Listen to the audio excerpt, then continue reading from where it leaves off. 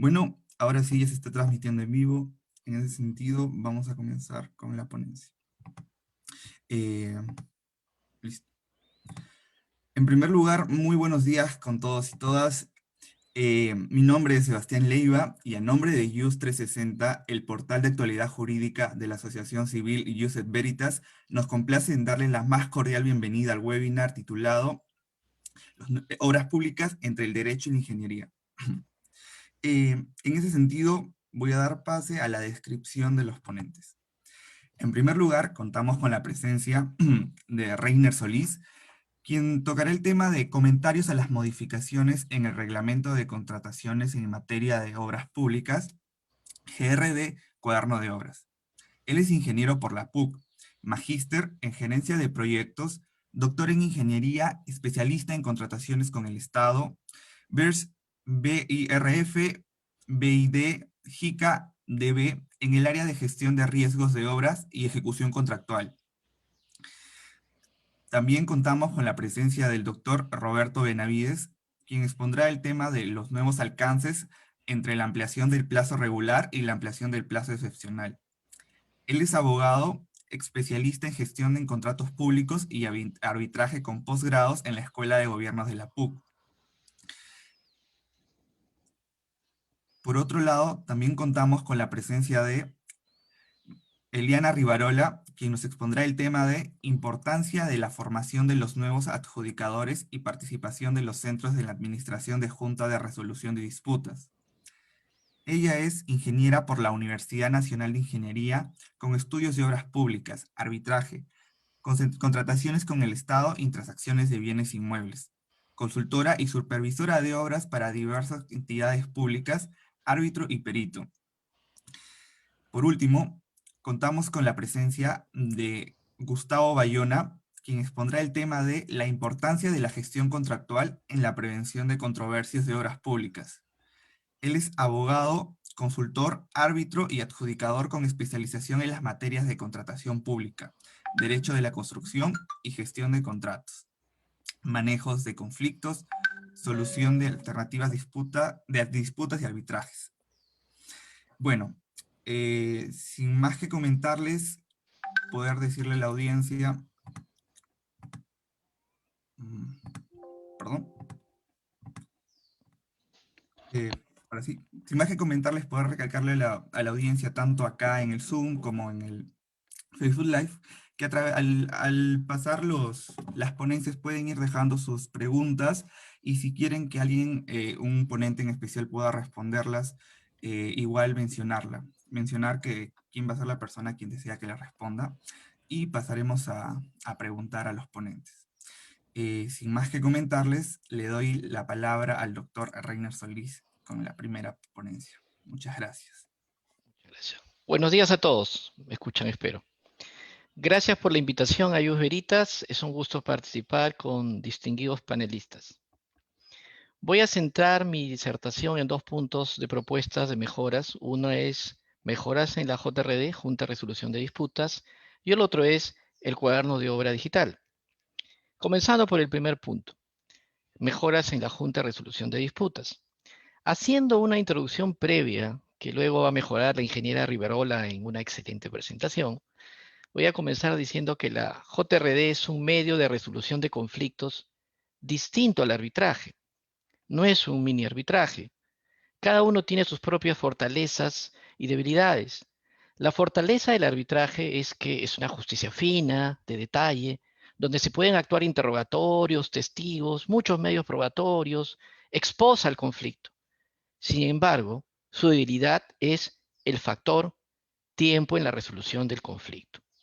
En cambio, la Junta de Resolución de Disputas aparece con sus propias cualidades que lo hacen muy diferente. La JRD peruana, voy a explicar estas cualidades para luego centrar en la mejora, tiene tres características especiales contenidas en su reglamento. Preventiva del conflicto. Consultiva, absuelve consultas no vinculantes a las partes. Y decisoria, destacando que el tiempo de decisión es aproximadamente 9 semanas, diferente al arbitraje que el parámetro de comparación podría ser años o meses. La característica preventiva y consultiva de la Junta de Resolución de Disputas peruana hace que este mecanismo actúe también como un engranaje dentro del sistema de desarrollo de la obra. Esto pone en escenario que el rol principal de la JRD es su acción preventiva y consultiva frente a su acción decisoria. Planteo un ejemplo en dos etapas para entenderlo mejor. La primera etapa, por ejemplo, está relacionada a las actividades de la Junta de Resolución de Disputas dentro de las visitas periódicas a obra. Una de las preguntas de los adjudicadores a las partes siempre está relacionada a las dificultades presentes y futuras que surgen derivadas de la realidad dinámica de la obra y que puedan impedir la ejecución de la misma. Un momento donde las partes pueden proponer soluciones para superar determinada dificultad. Aquí vemos cómo las preguntas adecuadas realizadas por los adjudicadores, cuál es la problemática de la obra, estas preguntas pueden originar que las partes actúen ya no de manera confrontacional, sino como un solo equipo. Por un momento la entidad y el contratista se unen a resolver alguna dificultad, ¿no? Una segunda etapa está relacionada a la facultad de la JRD en su función consultiva, con la finalidad de prevenir el surgimiento de futuras controversias frente a un desacuerdo e invitar a las partes a hacer una petición de una consulta en forma conjunta. Eso está en el reglamento. La JRD ante esta consulta emite una opinión no vinculante sobre algún aspecto que pueda ser motivo de una futura controversia. Las partes podrían consultar, por ejemplo, el impacto sobre el cronograma de una interferencia continua en obra. La Junta podría emitir una absolución de esa consulta y sus recomendaciones para disminuir el impacto sobre la programación, a fin de que las actuaciones de las partes mitiguen el riesgo en beneficio del proyecto, de modo que no se impacte en la programación o sus impactos disminuyan en beneficio de la fecha de término de la obra. Las partes podrían seguir las recomendaciones de la JRD como un equipo en pro de superar las dificultades. Esto evitaría que las partes se dividan y traten de tomar acciones para que las dificultades no crezcan, ¿no es cierto?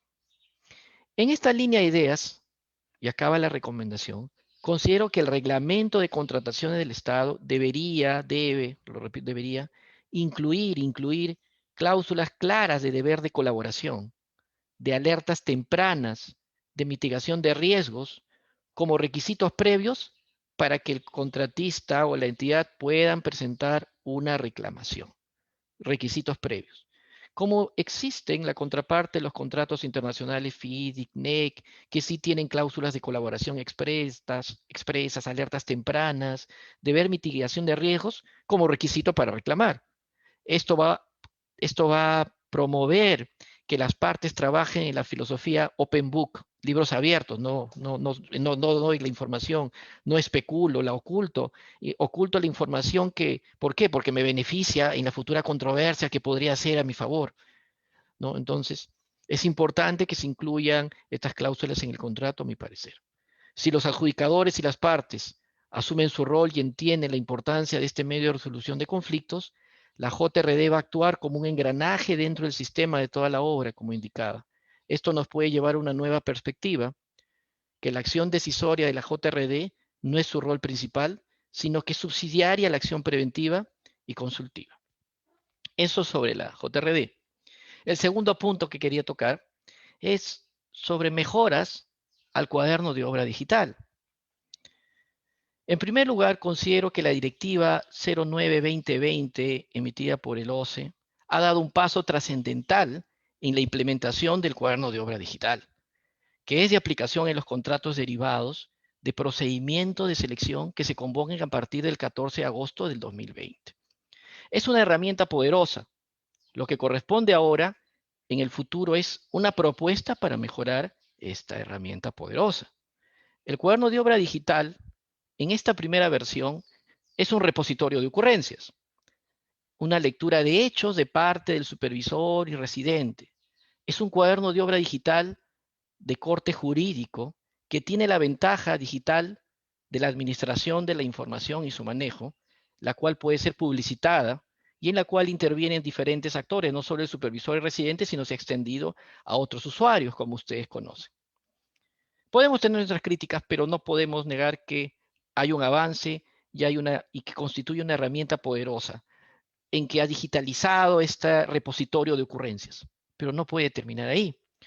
Una primera mejora que yo planteo, bueno, y que todo el mundo entiende por default, será incluir indicadores de avance, indicadores de eficiencia, calidad, cantidad de muestras buenas versus muestras malas, comparar enfermedades ocupacionales, repositorios del comportamiento de las actuaciones en obra, inclusive enfermedades ocupacionales, protocolos diferenciados que pueden existir en carretera, vivienda, salud, porque son obras que tienen distintas características. Y esto puede ser plasmado en el cuaderno de obra digital. No digo que esto sea nuevo, pero pongo dos ejemplos. El cuaderno de obra digital CODI, por ejemplo, propuesto por el Ministerio de Vivienda, yo vi y tenía indicadores. Es un buen ejemplo para una segunda mejora, ¿no?, de lo que ya tiene. El otro ejemplo más claro es el cuaderno de obra digital que se usa en México, conocido con el nombre de Bitácora Electrónica, Seguimiento y Control de una Obra Pública, ¿no? Contiene un sistema informático de elaboración, de control y seguimiento de la bitácora de obra, el cual considero que garantiza la inalterabilidad de la información que en él se registre, mediante el uso de una firma electrónica avanzada, como ellos llaman. Esto ha sido implementado en México desde el año 2009, miren, hace muchos años. Su característica principal de este cuaderno de obra es la información en tiempo real, la seguridad del manejo de la información, la implementación de la firma electrónica avanzada. Le pongo la palabra avanzada porque ellos lo destacan así, ¿no? La información veraz y oportuna y clasificada con índices KPI, dicen, ¿no? Y la dependencia o entidades que puedan respaldar su información de manera digital. Está claro que los algoritmos mexicanos no solo son repositorio de ocurrencias, están acompañados de indicadores en varios niveles. Tiene un corte técnico, están más empoderados con la objetividad aplicada a la ingeniería. No solo es un registro de ocurrencias, se puede notar que han diseñado mapas de procesos e indicadores. Y me parece bastante interesante como un buen ejemplo. Una segunda mejora está relacionada con el artículo 29.1 del reglamento de la Ley de Contrataciones del Estado. Esta parte incluye obligaciones de levantamiento digital de información y tecnología de posicionamiento espacial, como la georreferenciación en obras y en consultoría de obras en el expediente técnico. Existe entonces, como vemos, una obligación contractual de georreferenciar los planos en la elaboración de expedientes técnicos. Entonces, una mejora adicional, ¿acaso no sería georreferenciar los planos de obra, un polígono de obras, ¿no? La administración del cuaderno de obra digital podría pasar a visualizar planos, de visualizar ocurrencias, pasar a visualizar planos. Si visualizamos los planos georreferenciados en un cuaderno de obra, podemos tener un control geográfico completo de la ejecución y avance de actividades de la zona de trabajo.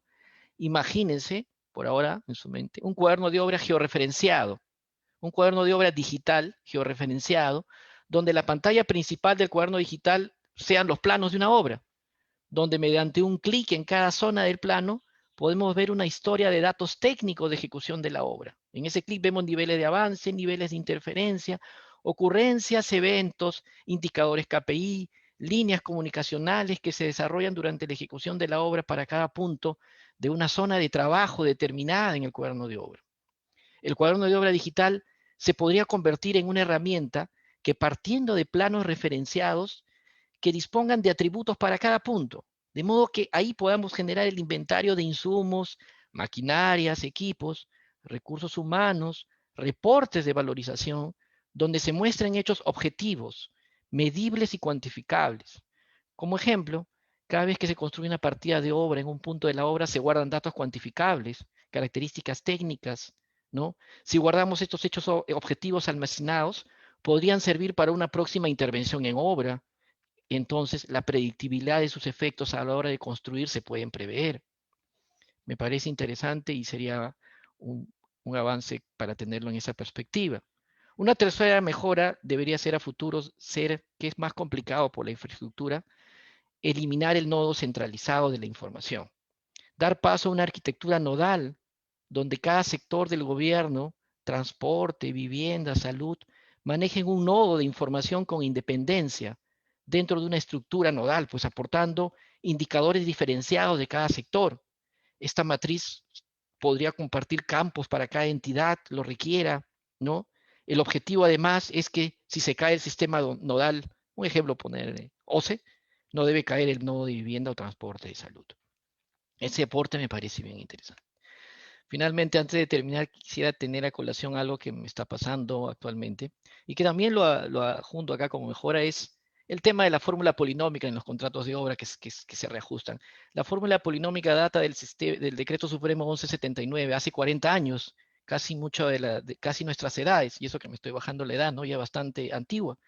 Imagínense que, esa forma polémica se planteó en una época donde las computadoras tenían 8 megas de memoria de disco duro, se demoraban bastante en procesar. Entonces, esta fórmula polinómica que reajusta el presupuesto tiene muchas dificultades, muchas inexactitudes, se agrupan monomios. Cuando en una obra de carretera, cuando reajustamos al inicio de la obra, reajustamos asfalto, cuando el asfalto se hace al final, y cuando estamos terminando la obra reajustamos movimiento de tierra cuando ya eso ya se acabó. Muy, muy injusto para el contratista y para la entidad, para ambas partes. Creo que con la tecnología que tenemos ahora ya debemos cambiar de modo reajustes más exactos.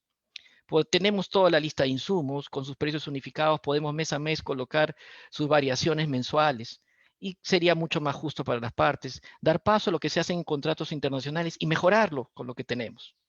Muchas gracias por la invitación y espero haya servido estas propuestas de mejoras. Muchas gracias. Muchas gracias, doctor Reiner.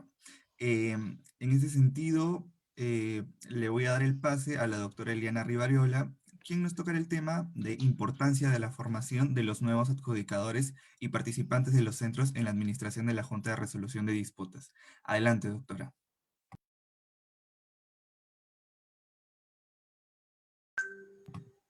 Gracias, disculpen. Ante todo, muy buenos días. Espero que todos se encuentren bien de salud. Quiero agradecer a Ius et Veritas por haberme invitado a participar en este evento donde me acompañan profesionales de reconocida trayectoria. Como ya lo mencionó el moderador, me toca hablar sobre la importancia de la formación de los nuevos adjudicadores y la participación de los centros en la administración de la Junta de Resolución de Disputas. Rápidamente voy a hablar sobre la legislación que nos está rigiendo en este momento, ya que el ingeniero Reiner Solís ha sido tan amable de adelantarnos temas muy importantes sobre la Junta, y un tema muy, muy interesante me pareció el último que tocó, que fue la actualización de las fórmulas polinómicas. Nunca antes se ha hablado, creo, ese tema.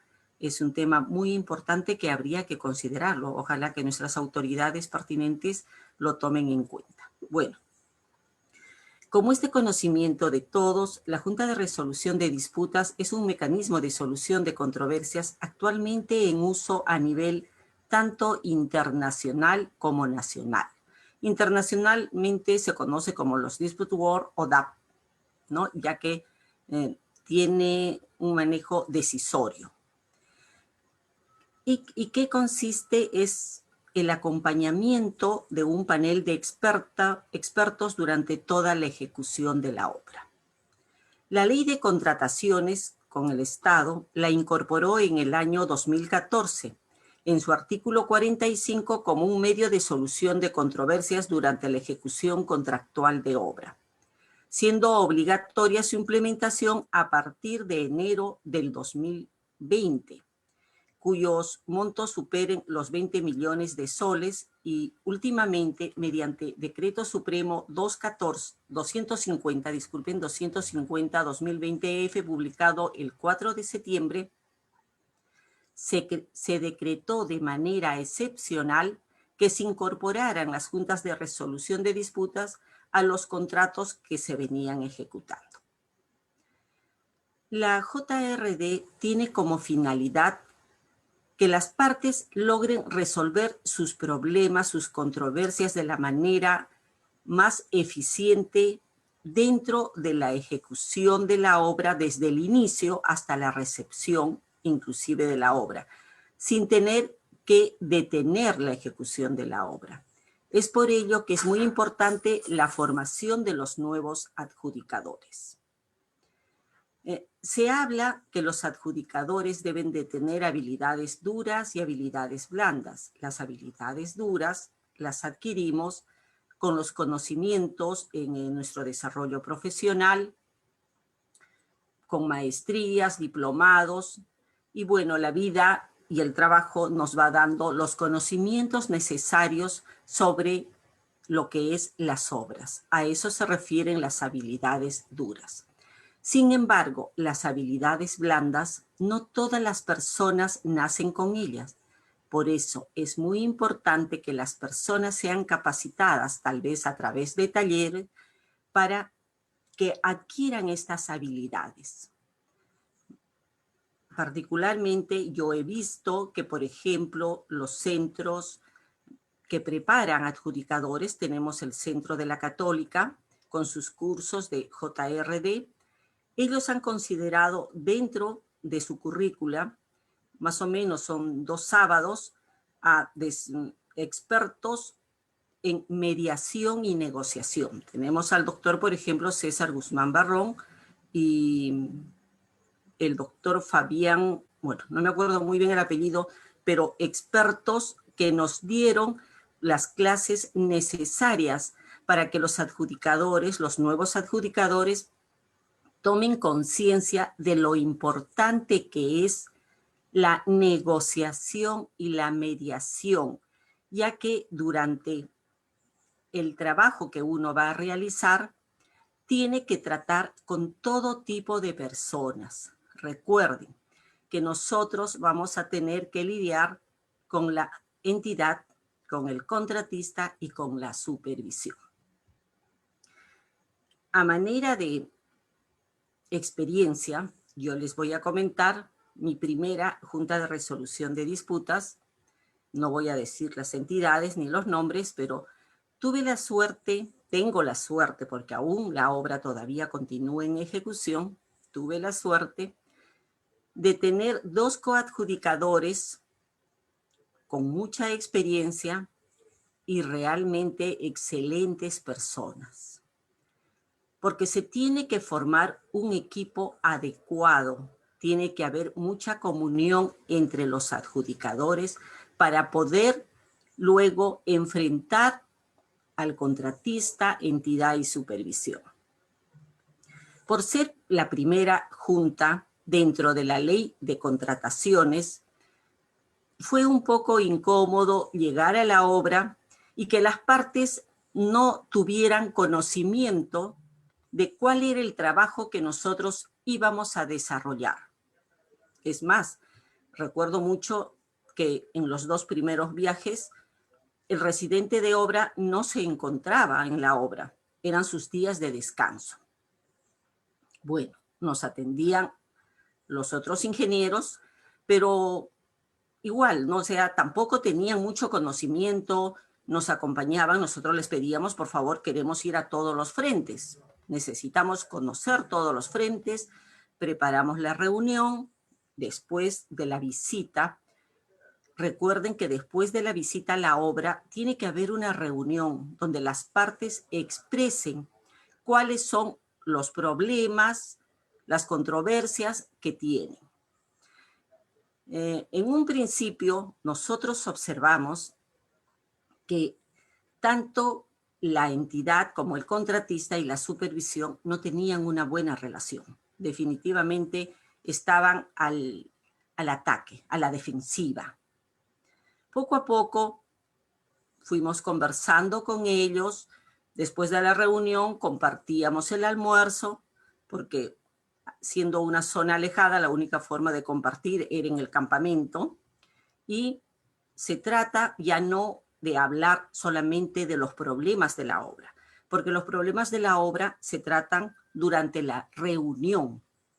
Luego compartiendo la mesa, conversando, contándonos algo de nuestra vida, de nuestras experiencias profesionales, pudimos ir avanzando y poco a poco, ya en las posteriores visitas, se hizo mucho más agradable estas reuniones ya nos comentaban mejor cuáles eran sus problemas, lo que venía sucediendo, y ya vimos que había un mejor entendimiento. Es por eso que es muy importante que los nuevos adjudicadores tengan la capacidad de la persuasión, tienen que tener una buena comunicación y tienen que trabajar en equipo. Esos 3 puntos son muy importantes para los adjudicadores. Porque comenzando, si una JRD no tiene una buena relación entre los 3, no se va a lograr avanzar. Porque no vamos a poder, por ejemplo, tomar una decisión apropiada. Si uno piensa de una forma y el otro piensa de otra forma y no hay un entendimiento, existen grandes problemas. Tengo la suerte que en las 3 JRD en las cuales yo participo, a pesar de tener diferentes puntos de vista, luego de dialogar, conversar, siempre llegamos a un buen punto decidiendo lo más conveniente. Por eso, considero que tanto la católica, en este caso, ¿no?, la católica como el Colegio de Ingenieros, porque también sé que el Colegio de Ingenieros en su currícula de los cursos que lleva para preparación de adjudicadores, tiene a un, no sé si es psicólogo o un experto en habilidades blandas. Sí, creo que es psicólogo, porque se han dado cuenta que es muy importante preparar a los nuevos adjudicadores apropiadamente para que puedan desarrollar su trabajo. Como les decía, no solamente es conocimiento, sino es tener buenas relaciones. Luego tenemos que para poder llegar y obtener esas habilidades blandas, se tiene necesidad de una inteligencia emocional muy fuerte. Es decir, conocernos primero nosotros. Tenemos que conocernos, nuestras debilidades, nuestras emociones. Y luego, para poder alcanzar el conocimiento de las demás personas y lograr nuestro objetivo, que es una armonía en el trabajo, una armonía de todos, tanto entidad, contratista, supervisión. Por ejemplo, les comento, en una obra en la cual soy miembro como adjudicadora, la relación iba muy bien, contratista y supervisión.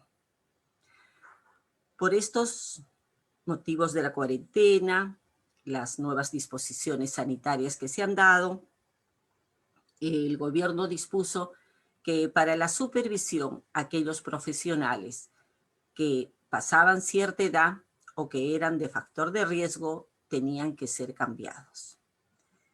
Y ahí vino el problema, porque mayormente los supervisores, los jefes de la supervisión, pasan de esa edad precisamente por la experiencia que han tenido, y ese era un requisito necesario para poder ganar el concurso para la supervisión.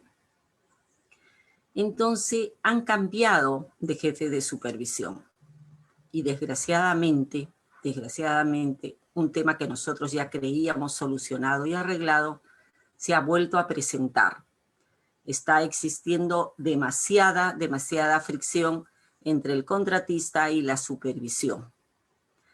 Esperamos nosotros que se resuelva en los próximos días para poder continuar y poder avanzar, porque sí existe todavía controversias y siendo una obra tan extensa, existe muchos puntos de la obra donde existen problemas propios de la zona, ¿no? Entonces, teniendo una muy mala relación, no se va a lograr avanzar. Por otro lado, también es necesario que los adjudicadores tengan el conocimiento, que es muy importante, el conocimiento de la obra que van a acompañar, porque definitivamente las controversias se presentan en cada momento. La directiva nos indica que nosotros no vemos adicionales, pero puede haber temas por ejemplo, en un caso que si bien es cierto la entidad aprobó el adicional, tenían un pequeño problema en un análisis de precios unitarios. Es un tema que sí pudo tocar la JRD y pudo resolverse. Las ampliaciones de plazo, definitivamente, en las 3 obras en las cuales participo, han presentado la solicitud excepcional, la ampliación excepcional de plazo como punto controvertido. Venimos avanzando y venimos trabajando en ello. Estamos pidiendo ayuda a expertos peritos para que nos ayuden porque es un trabajo bastante minucioso, con bastante conocimiento de Microsoft Project y de programación, y también para el análisis de precios unitarios porque hay que modificarlos, además de evaluar toda la documentación que el contratista nos presenta para considerar los montos, que en muchos casos la entidad los ha recortado más del 50%. Otro tema que me toca hablar es la participación del centro. El centro manda, tenemos una secretaria, que es una doctora con el debido conocimiento, que acompaña en todo momento a la JRD.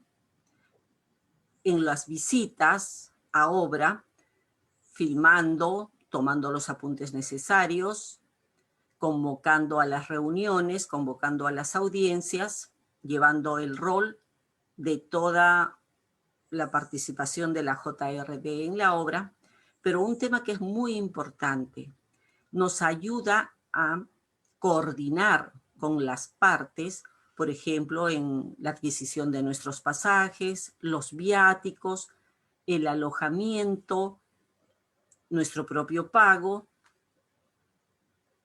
Por eso el centro nos ayuda bastante en esas labores, dedicándonos nosotros solamente a acompañar la obra, a resolver los problemas, a ayudar con las consultas, ¿no? A prevenir conflictos, pero el demás trabajo que pareciera que no existiera, pero sí existe, lo realiza el centro.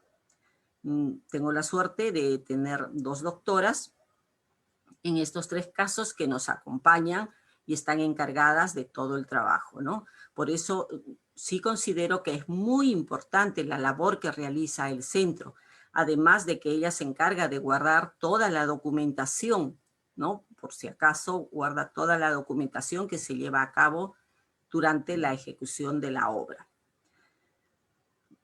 Ahora, otro factor que me olvidé de comentarles es que para la calificación de los nuevos adjudicadores, los centros deben de tener en cuenta la ética profesional. Es muy importante conocer la ética de los profesionales, ya que es un conjunto de normas y principios que las personas aplican día a día en su ejercicio profesional, como por ejemplo, un manejo responsable de la información. No podemos estar contando a todo el mundo, oye, mira, se me presentó este problema, mira, tal contratista habla así. No, tenemos que ser muy responsables de la información que se nos da, del secreto profesional. No solamente existe secreto profesional en los abogados con sus clientes o de los doctores con sus pacientes, sino también de los ingenieros. Tenemos que ser muy responsables con esta información. También es muy importante el respeto entre colegas. Siempre alturadamente se conversa, se expone nuestra posición y escuchamos a los demás. Tenemos que saber escuchar a los demás y tomar una sola decisión. Por eso el respeto entre colegas es muy importante. El comportamiento honesto. Bueno, me quedan 5 minutos, pero ya estoy por acabar. El comportamiento honesto también es un tema muy importante que seguramente los centros van a tomar en cuenta para poder calificar a los nuevos adjudicadores.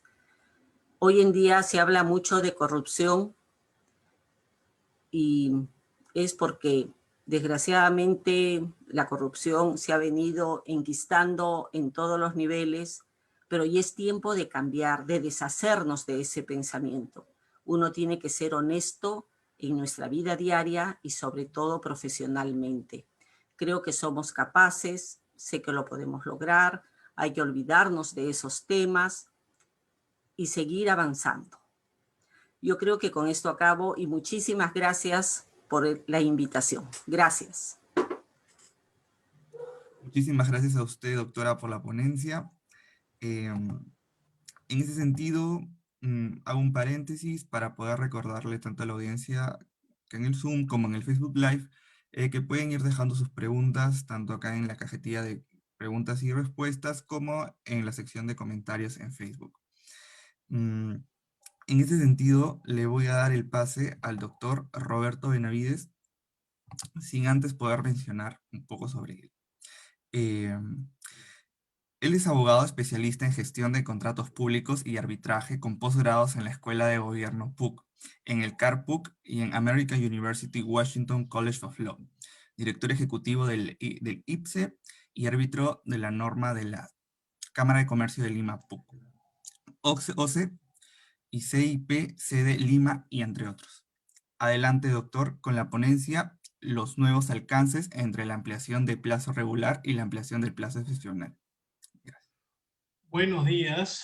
Buenos días. Primero quisiera agradecer a Luz 360, que es parte de User Veritas, la asociación a la cual le tengo mucha estima. También agradecer el auspicio de la Facultad de Derecho de la Universidad Católica, a mi alma mater también.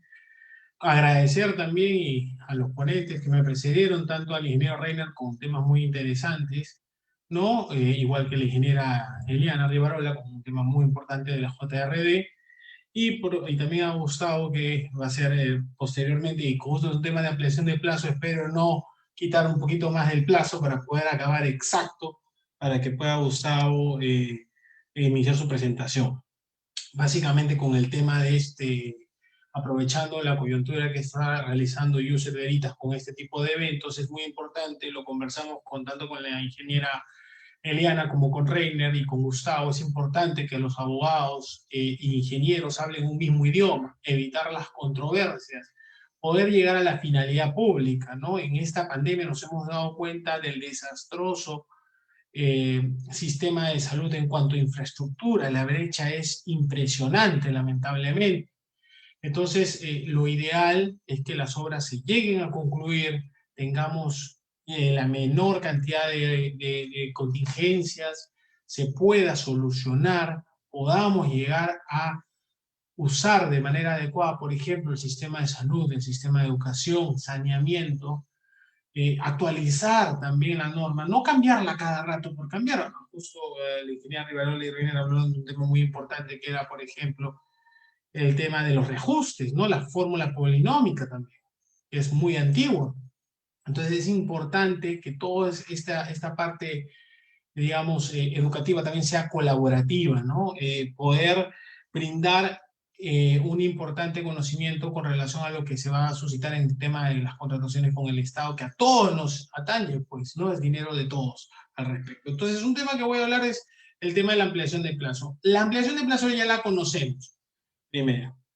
Previamente a esto, ¿no? La ponencia que voy a realizar van a ser sobre hechos y análisis normativo de la directiva, justo Eliana que comentaba, de la nueva solicitud de ampliación excepcional de plazo por todo este tema del COVID. Lo cual no es por ningún motivo, y quiero dejar en claro, un adelanto de opinión que pueda tener frente a posibles casos arbitrales que se suscitaran en virtud de lo que voy a exponer. Vamos a hablar de hechos, situaciones, interpretación normativa, pero cada caso es particular, cada caso tiene sus propios hechos y cada caso tiene su complejidad y no necesariamente está vinculado en todos los hechos a lo que yo puedo decir, por lo cual no sería un adelanto de opinión, ¿no? A lo mismo que también en la Junta de Resolución de Disputas se puedan haber hablado mis amigos los ingenieros. Entonces, haciendo primero esta tingencia, ¿no? Ahora, vamos de lleno. En el tema en el tema de esta normativa, la famosa directiva, tenemos la directiva 005, ¿no? Es la solicitud de ampliación excepcional de plazo. Nos vino un tema muy complicado que es este tema de la pandemia.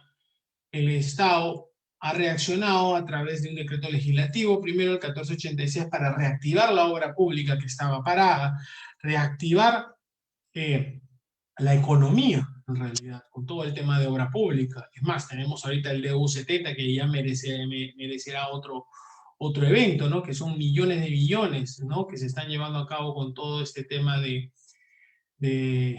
Arranca Perú, ¿no? Que es otro tipo también de procesos que está llevando el Estado.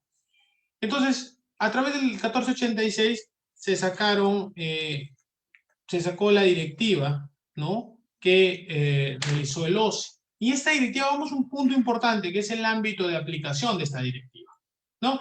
La norma te dice de forma expresa, esto se aplica a la ley de contratación, a los contratos bajo la norma de ley de contrataciones con el Estado y a los contratos bajo la ley de reconstrucción con cambios, ¿no? El PIRC, todo eso. Entonces, ahí ven el circulito, ¿no? Entonces, acá me está diciendo, esto se aplica para esto y para esto. Parece que no hay mucha importancia en lo que estoy diciendo, en el ámbito de aplicación, ¿no? Yo puedo leerlo, tenemos que leerlo de manera concordante, ingenieros y abogados. Sin embargo, les recuerdo que hay 52 tipos de regímenes distintos a la ley de contrataciones con el Estado. ¿Se imaginan? Entonces, ahí surge una primera interrogante. ¿A este se le aplicará? ¿O a este otro se le podrá aplicar?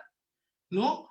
Entonces, continuemos para poder desarrollar este punto, ¿no? O sea, digamos, la gama es tan amplia y la norma nos está dando unas dos opciones que no son poca cosa, ¿no? Es decir, el marco general de contrataciones con el Estado, ¿no? Que ahora el Sistema Nacional de Abastecimiento trata de integrar, que es lo importante, evitar tener tanta norma difusa que va a generar problemas en el operador. Ustedes los que manejan la norma, contratistas que manejan la norma, ¿qué norma estoy trabajando? La cambio a cada rato, la ministra ha dicho que la va a cambiar, ¿no? Hay buenos aportes, por ejemplo, podría ser lo que comentó hace un momento la ingeniera, que sería un tema importante de debatir, ¿no? Actualizar el tema de los reajustes, la fórmula polinómica, perdón. Sería importantísimo. Pero cambiar por cambiar no necesariamente es bueno. Ya tenemos muchos problemas con todos estos cambios que se han llevado a cabo. Entonces, tenemos muchos regímenes. Hay otros contratos muy importantes. Los de conservación de vías. La ingeniera, ahí justo está la foto, el tema de la conservación de vías, que no es obra, es el ex, como la nueva y la ex modalidad mixta, nuevo, anexo 16, por ejemplo, ¿no? De los que sabrán el tema del decreto de urgencia. Entonces, son contratos en los cuales no es ni obra ni es servicio, en teoría, lo que te dicen, sino en realidad son a largo aliento y te dedican a hacer por avance, por tramos, mejorarte las vías, ¿no? Hacer parte de obras y que sean carrozables, que sean, perdón, usables de una manera importante, evitando, ¿no?, que hayan contingencias al momento de usar esas vías. Con contratos de conservación no entran, y hay una opinión de los... Estos contratos no entran en la directiva. De frente, ya escucho el parche del OCE, a través de las opiniones. Es importante conocer las opiniones. No solo es la norma, no solo es el reglamento, también son las opiniones. Tu opinión importa, OCE. Entonces, hay que conocer cómo se está marcando la cancha. Eso es lo importante, marcar la cancha en esta ampliación excepcional de plazo. Siempre, no estoy diciendo, y repito nuevamente, no es malo pedir un tiempo adicional. Hay circunstancias que lo ameritan, pero hay que analizarla caso por caso. Acá estamos en una circunstancia totalmente atípica que nos ha venido encima y hay que ver la forma de manejar esta circunstancia. En ese caso, con los contratos de conservación, que son ahora decimos segunda disposición complementaria, o sea, ahora los han movido como han querido con 3 cambios normativos, los han movido como han querido, son contratos muy importantes, pero no se les aplica el tema de la solicitud de ampliación de plazo excepcional. ¿Correcto? Se le aplica el 168. Miren, ¿a cuántos cambios han habido también con este tema de normativo con respecto al COVID?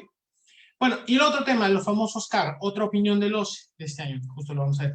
¿Qué es el CAR? El Convenio de la Administración de Recursos es un contrato, un convenio, con realidad como lo señala su propio nombre, en el cual el Estado peruano le dice, ¿sabes qué? Te doy el dinero, tú haces todo. Miren los organismos internacionales, hay como una imagen, ¿no? Convenios PNUD y Proinversión sobre la asistencia y administración de recursos, FOPRI y FONSEPRI, del 2009. ¿Qué es lo que pasa? Yo no lo hago, yo doy los recursos, no aplico mi norma, yo no puedo hacerlo, por lo tanto, tú que eres el experto, tú que lo puedes hacer, hazlo tú. Hay fondo público, es una obra pública, no se le aplica la norma de contrataciones. Entonces, hacen la consulta, porque hay varios, y son contratos grandes, señores. ¿Se le aplica la directiva 005? O se ha dicho, no se le aplica. La única forma en que se le podría aplicar es si el convenio estipula una aplicación supletoria de la ley de contrataciones honesta.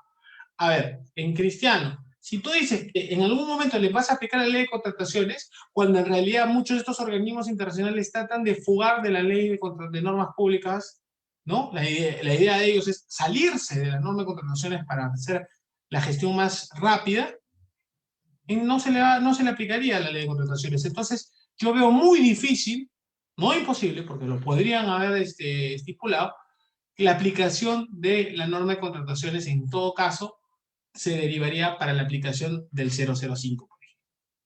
Entonces, viendo este pequeño movimiento que ha habido, el OCE emite opiniones muy importantes, opiniones que van a interpretar la norma. Entonces, acá, hasta el momento, hasta donde hemos podido llevar a cabo nuestra investigación, la directiva 005 tiene 9 opiniones, hasta el momento, 9 opiniones, en las cuales desarrolla algunos conceptos. La directiva, digamos, es general. Hay temas particulares, como repito, en cada caso en particular, que va a necesitar alguna regulación. Por eso los expresaremos en el día de hoy de manera sucinta para poder llevar a cabo esta presentación. Vamos a hablar básicamente de esta solicitud, que ya todos la han hecho, ¿no? ¿Y cuáles son sus particularidades? Tiene la autorización, se reactivó en julio nuevamente, salimos de este escenario, digamos, o sea, seguimos en el escenario complejo, pero salimos de estar encerrados completamente, ¿no? Entonces ya viene el tema de las obras, ¿no? Hay que presentar su solicitud de ampliación de plazo. Tienes un tiempo, tienes unos requisitos, calendario, la propuesta del personal, ahora todo pues tiene protocolo, todos tenemos protocolo, está el SISCOVID, teníamos todo este tema en los cuales todas las empresas tenían que estar involucradas. Ahora queda claro que esta parálisis, primero hay que ver cuál es el efecto que tiene, ¿no? Hay que saber en cuánto ha perjudicado la obra, o no necesariamente, digamos, hay que ver la situación caso por caso, ¿no? No solo de las obras. Es más, también hay una consulta por qué pasa con las obras paralizadas, que el año pasado sacaron el famoso decreto de urgencia 8, para esos elefantes blancos que tenemos, que con nuestro dinero lo han hecho y nunca lo han terminado. Traten de terminarlo, también se les va a aplicar, vamos a ver en qué estado están, ¿no? La entidad se pronuncia, se va a pronunciar, tiene un plazo la entidad. Miren, tienen un tema más o menos similar a la ampliación de plazo regular, que digamos no la voy a tocar porque me pasaría en el tiempo, necesitaría una ampliación adicional de plazo, pero la ampliación regular tiene sus matices, y acá hay matices importantes que queremos apreciar. Entonces, se cuantifican los costos directos y los gastos generales. Eso es importantísimo, ¿no? Porque, digamos, son los días que no he podido elaborar, son los días que yo necesito, digamos, recuperar y qué es lo que ha pasado, ¿no? Se aprueba, ¿no? Y hay una nueva cuantificación, hay dos cuantificaciones, ¿no? Cuantifican los costos directos y los gastos generales por el nuevo plazo de ejecución y por la implementación de las medidas COVID. Cuantifica los costos necesarios para garantizar la custodia y mantenimiento de partidas, obras, materiales e insumos. La entidad se pronuncia, acepta la cuantificación. Y si discrepa, no hay un nuevo contrato. O sea, ya estoy más o menos tocando la directiva brevemente, ¿no? Hay un nuevo contrato. Lo que no acepta se discrepa, y ya han comenzado las solicitudes de controversias frente a discrepancias. ya han comenzado las solicitudes frente a estas discrepancias. Ahora sí, efectivamente, todos van a pedir. Ahora, que se les dé, hay que probarlo, hay que justificarlo, hay que hacerlo de una manera adecuada. Eso es básicamente lo que quiero que quede claro, ¿no? La solicitud de la entrega de adelantos también. En un tema normativo, y lo vamos a hablar justo próximamente en el tema de los adelantos, ¿qué es lo que sucede? Necesitamos generar, digamos, que la economía vuelva a circular. Entonces, hubo todo un tema con el tema de con los cambios normativos en cuanto a los adelantos. Se achicó, digamos, el adelanto directo y el adelanto de materiales normativamente hablando. Esta norma lo que hace es ensancha un poco más para generar caja, generar liquidez a la constructora, ¿no? Entonces, con eso, vuelvo a meter el circulito para que la obra no se quede parada. Esto es importante. Pero hay cosas que no te la dicen completamente. Entonces, las opiniones, vamos a hablar un poquito de las opiniones del OCE, de algunos casos que ya han salido en Contraloría con relación a esta ampliación de plazo excepcional, ampliación excepcional de plazo. ¿Qué es lo que ha sucedido? Los adelantos y los plazos. Como les comenté, la función de la norma es básicamente inyectar capital. Yo inyecto capital al contratista para que pueda continuar su obra. Ahora, ¿cómo está regulado en la parte normal el tema del adelanto? Hay una formalidad, hay unos plazos que cumplir. Digamos, ya la norma de contratación te dice, oye, tú tienes que pedir, si es que tienes la posibilidad, pídelo en tal plazo. ¿Correcto? Ya. La norma de la directiva te dice, claro, en estos supuestos puedes pedir que te den el diferencial, ¿no? Digamos, inyectar liquidez con esta nueva norma. Sin embargo, no te dice qué pasa si no lo haces dentro del plazo de la norma de contrataciones. Entonces, entidades consultaron eso y el OCE lo que ha hecho es, la norma te dice que esto, podemos estar o no de acuerdo, pero básicamente la interpretación del OCE se basa en que no hay un plazo establecido, es decir, si son 8 días, te dan el día 9, 10, tú no le vas a negar, ¿entiendes? Tienes la potestad de darle el adelanto. Está en base a la directiva. Interesante, porque ahí hacen una interpretación de esta situación. Otro tema importante, la revisión periódica que se da de este tipo de contratos. Sí, efectivamente, va a haber una revisión periódica porque las circunstancias pueden ir cambiando. Y hay una opinión del 81, por ejemplo, que señala en una parte específica, claro, vamos a modificar, vamos a poder recalcular, vamos a ver temas que se van a llevar a cabo, es un tema de una modificación contractual, ¿no? Sin embargo, esta norma no puede ser usada para revertir la decisión ya manifestada por la entidad. Interesante, ¿no? O sea, me dice, si yo pedí algo y la entidad me dijo no, no puede por esta modificación decir lo que me dijo no, ahora te voy a decir sí, prohibido retroceder. O sea, ya lanzaste un tema, ahora la norma te dice, pues hacia adelante, ¿no? Todos los cambios que van a haber, llevar a cabo el equilibrio económico contractual de una forma adecuada, es importante. Sin embargo, no te dice la decisión anterior que no te daba lo que tú pedías, ahora te voy a dar lo que tú pides. No, ahí ya te dice, discrepancia, como se decía en la directiva, te vas a un arbitraje, te vas a tener que ir a la solución de conflictos. Son temas importantes, digamos, que estamos puntuales atacando en esta directiva.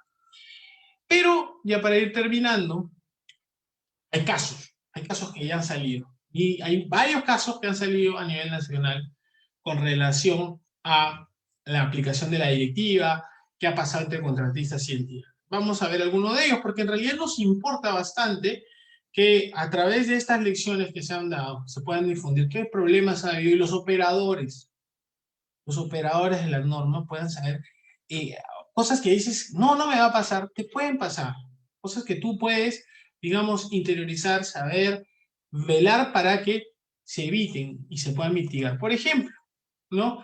¿Qué pasó acá nomás en el Honorio Delgado? En la solicitud de ampliación de plazo te dice, claro, la vas a entregar física o digitalmente tu solicitud. Tenemos mucho miedo con la mesa de partes, ¿no? La gente tenía miedo de salir. Contraloría entra a verificar qué es lo que pasó con esta ampliación excepcional de plazo. Se dan con la sorpresa de que el documento no tenía el cargo de recepción, no había un correo que nunca se había juntado la documentación y se preguntan todos, claro, ahí está la documentación, pero ¿cómo llegó ahí? Ahí está el fantasma. Y la Contraloría mismo hace una situación adversa. ¿Qué es lo que ha pasado ahí? Hay que saber, digamos, qué es lo que sucede en este tema, ¿no? O sea, hay cosas que pueden resultar en responsabilidad. Hay que tener mucho cuidado con eso, ¿no? Otro tema importante, pasó en otro caso, justo ahí ponemos el informe, ¿no? En el programa subsectorial de irrigación. Interesante el tema, ¿no? La entidad otorgó, lo que encuentra la Contraloría, ampliación de plazo excepcional al contratista sin acreditar el sustento técnico, al no haber cuantificado ni demostrado la afectación a la ruta crítica. Es muy importante en esta ampliación excepcional de plazos entrar a ver la afectación real a la ruta crítica. En la imagen 4 que aparece en la diapositiva se pueden dar cuenta que justo en teoría la obra acababa en 15 días. Vino el tema del COVID en marzo y tenía 15 días. Sin embargo, en la ampliación excepcional de plazo se le han dado 146 días. No era una obra grande, era una obra pequeña. Sin embargo, lo que se analiza y se escarba en ese lado, el tema de controles, ¿cuál fue la afectación real a la ruta crítica? ¿No? Es decir, los hitos que se afectaron, porque, digamos, siendo sincero, en este tema estabas haciendo, y la ingeniera Esteliana no me dejará mentir, puede ser que ya lo que has construido no te sirva, por ejemplo. Podría pasar, ¿no? Podría pasar, o ha venido con una temporada de lluvias que estabas avanzando, no habían, y no hay nadie en la obra, y problemas se pueden generar. Entonces, acá es un caso particular, ¿no? Con el tema de los plazos, porque uno diría, le faltaría, pero ¿qué se ha afectado? Y eso es importante recalcar en el tema de esta ampliación excepcional de plazo, que si tú estás atrasado, o sea, se le aplica a las obras, digamos que están en curso, e inclusive a las que ya se debieron haber terminado, pero puede ser que tengan algún retraso, que no sea, y ahí viene el tema, y siempre en las opiniones del OCE es importante recalcar como en la directiva, que el retraso no sea atribuible al contratista, porque no te vas a beneficiar con lo que la norma te va a dar en esta nueva ampliación de plazo por tus propias demoras. Esto es básicamente lo que tenemos que tener en claro, ¿no? Y esto pasó en Yauyos. Y por último, somos partícipes de que todo debe ser llevado a cabo de manera eficiente y eficaz. Es más, la norma de la excepción te dice los principios de eficiencia y eficacia, integridad, ¿no? El principio de equidad, porque este desequilibrio económico contractual que se va a ver mermado probablemente por esta ampliación, por este corte, esta paralización que se ha dado en la obra por todo el tema del COVID. Nosotros somos de la idea que se debe, digamos, de hacer la forma de una reactivación lo más rápido posible. Sin embargo, acá, ¿qué pasó en Arequipa, no? Se ejecutaban trabajos por parte del contratista, estaban en solicitud, ¿no? Pese a estar suspendido el plazo de ejecución, sin la presencia del residente, sin la presencia del supervisor, o sea, son tan evidentes que se metieron a hacer, a continuar la obra, sin tener ni siquiera la ampliación de plazo. Excepcional. Entonces, claro, este tema va a ser, oye, pero el supervisor veló efectivamente por su trabajo de velar que se cumplan los temas contractuales. No, pues si no estaba. Entonces, ahí hay cosas que se deben, de haber una manera de coordinada y una manera articulada de la gestión contractual. Estos son unos pequeños casitos nada más que hemos podido señalar con esta ampliación excepcional de plazo, que es un tema muy interesante. Hay muchos casos, mucha complejidad en estos mismos. Es muy interesante que los podamos compartir y podamos discutir al respecto, ¿no? Entonces, en base a lo que he expresado, espero no haberme pasado del tiempo y poder dejarle ya la palabra a Gustavo. Muchas gracias a todos por en esta mañana estar escuchando un tema de derecho y de ingeniería. Gracias. Muchísimas gracias por la intervención, doctor Benavides. Ahora, como cuarto ponente, voy a darle el pase a Gustavo Bayona, quien nos hablará sobre la importancia de la gestión contractual en la prevención de controversias de obras públicas. Adelante, doctor. Sí, buenos días. Roberto, un favor. Tienes que dejar de compartir para que pueda compartir yo. Ya, no hay problema, espérate. Gracias. Y ya, perfecto, ya Ahora, Gustavo.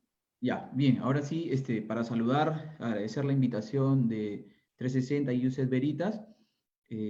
Para mí es un honor poder estar acá compartiendo con Roberto. Gracias también a la gestión de Roberto, estamos acá hoy día.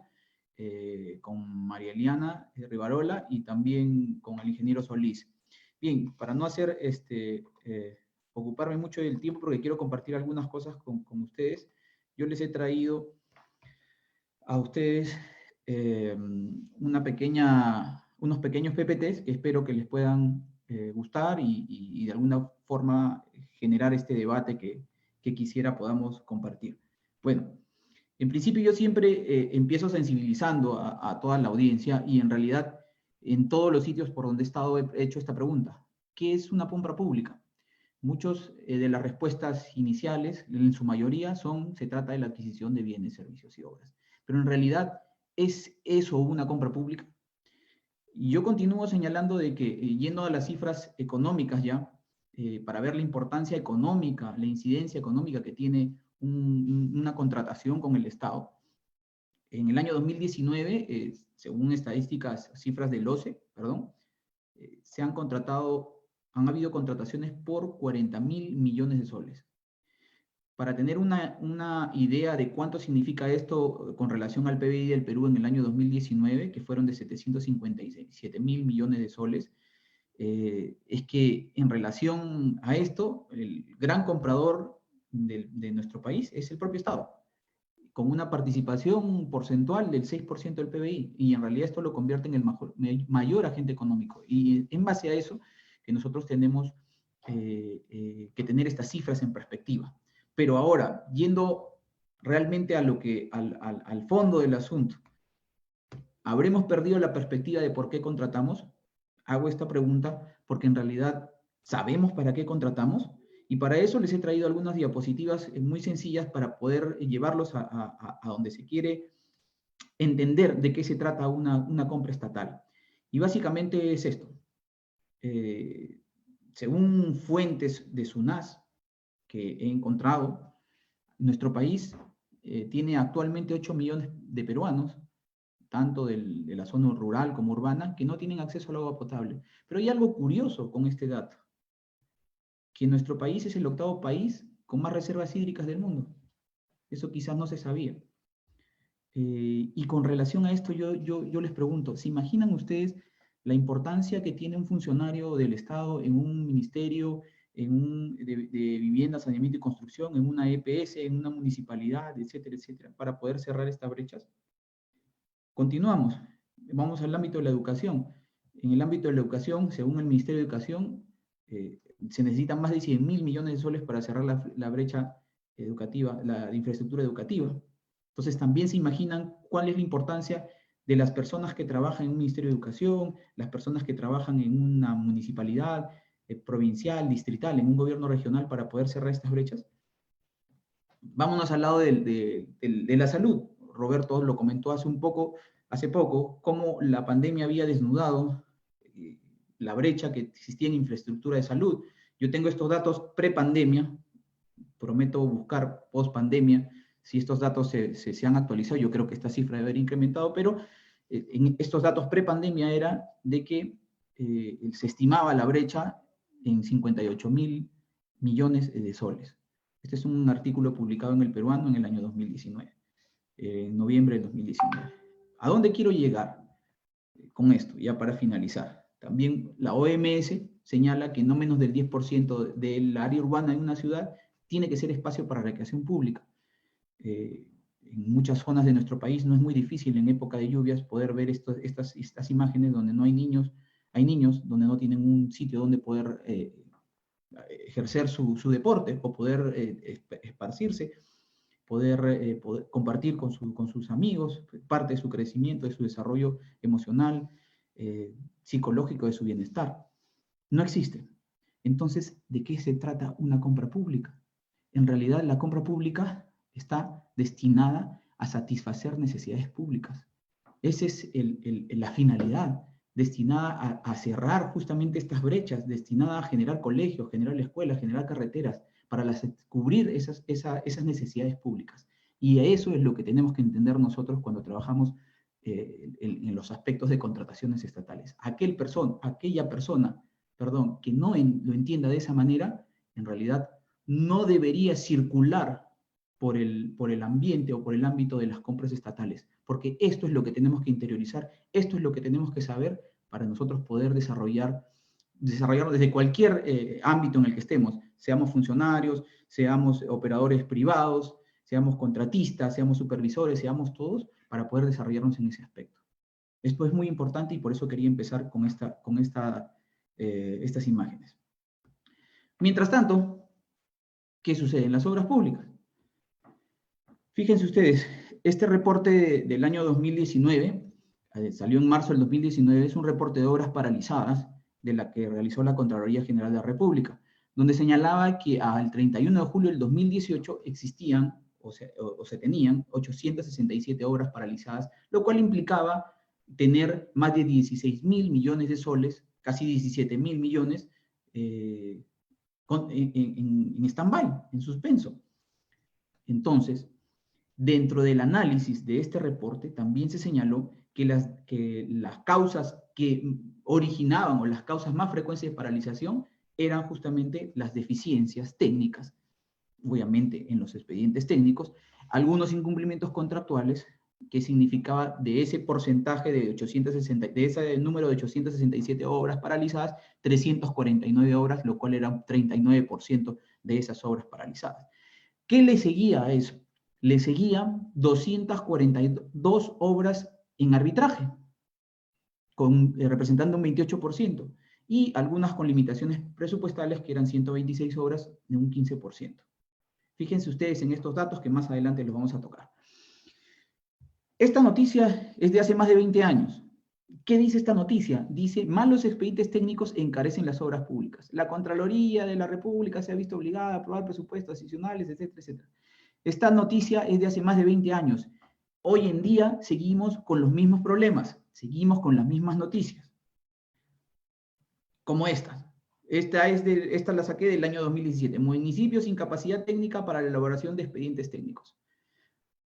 Hay 17 expedientes técnicos mal elaborados en Piura. Ahí está la nota, es del 2019. Se advierten 100 observaciones en expedientes técnicos de hospitales estratégicos. 2019. Ahí tenía 2 videos, pero por el tiempo no los voy a pasar. Eran básicamente donde funcionarios públicos y el propio presidente de la República salía a decir lo mismo. El problema en las obras son los expedientes técnicos deficientes. En resumen, hoy en día, bueno, ni tan hoy en día, esto es del año pasado, pero el Contralor, ¿qué señalaba? No puede ser debido a que alguien hizo mal su trabajo, que terminemos gastando millones de soles en obras que finalmente no cumplen con su fin, que no sirven, no benefician en absoluto a la ciudadanía, más bien las afectan. Seguimos con los mismos problemas. Dentro de las principales causas que encontraban los ejecutores de obras, el OCE hizo una encuesta, esto está publicado en su página web. ¿Y qué arrojaba esa encuesta que realizó a los ejecutores de obras? Vamos ya para el lado de los ejecutores de obras. Ellos decían, el expediente técnico mal elaborado. Fue uno de los defectos que la mayoría de ejecutores manifestó haber encontrado. En atención a esto, el presupuesto inicial establecido en dicho expediente varió al momento de la ejecución de la obra debido a los errores consignados en el expediente de ejecución. Falta de partidas, sumas equivocadas, estudios previos que no se ajustaron a la realidad de la obra. La mayoría de ejecutores coincidió desde su experiencia contratando con el Estado que es común haber solicitado adicionales, ampliaciones de plazo, siendo la principal causa la mala elaboración de expedientes técnicos y los imprevistos que se presentarán durante la ejecución de la obra, ya que el contenido del expediente no se ajustaba a las características reales de la obra. Un tercer punto era la demora en los pagos. Esto también es otro problema por la falta de gestión, en algunos casos situaciones más graves todavía, pero que de alguna forma nos afectan a todos. Nos afectan porque, como consecuencia de eso, hay muchas controversias, hay contratos que terminan finalmente resolviéndose y las obras quedan inconclusas. En la ciudad donde yo radico, donde yo vivo, tenemos actualmente una obra emblemática, que es un hospital que actualmente se encuentra paralizado. Y es el Hospital Regional de Tacna, que se encuentra paralizado. Entonces, todos estos temas son temas que hay que traer a la mesa para discutir, para seguir viendo cómo mejoramos. Dentro de las causas que habían originado o que originan controversias, hay un informe que es un estudio, perdón, de arbitraje en contratación del Estado que hizo la Contraloría. Este salió en el año 2014 y lo hizo durante un periodo desde el 2003 al 2013. Dentro de esas causas, en ese informe señalaba que, como una de las principales causas, los errores de la obra usuaria al formular requerimientos, sobre todo los expedientes técnicos para obras que son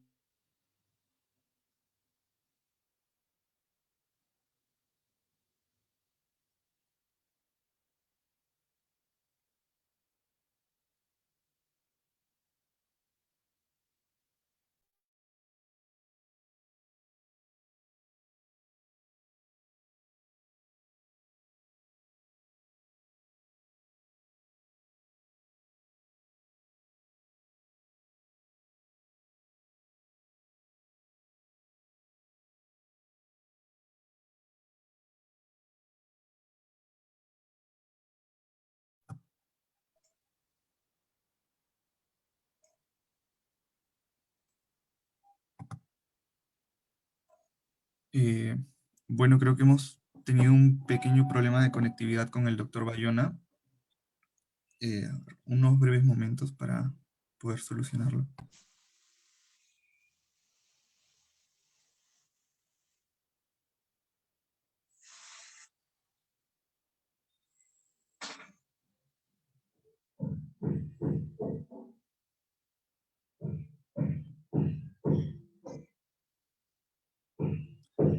Bueno, mientras va logrando la conectividad con el doctor Bayona, volverles a reiterar de que pueden dejarnos sus preguntas en la sección de preguntas y respuestas, asimismo por Facebook Live, también pueden dejar sus comentarios, bueno, sus preguntas dentro de la sección de comentarios, ¿no? Ya en breves momentos estamos continuando con la ponencia del doctor Bayona.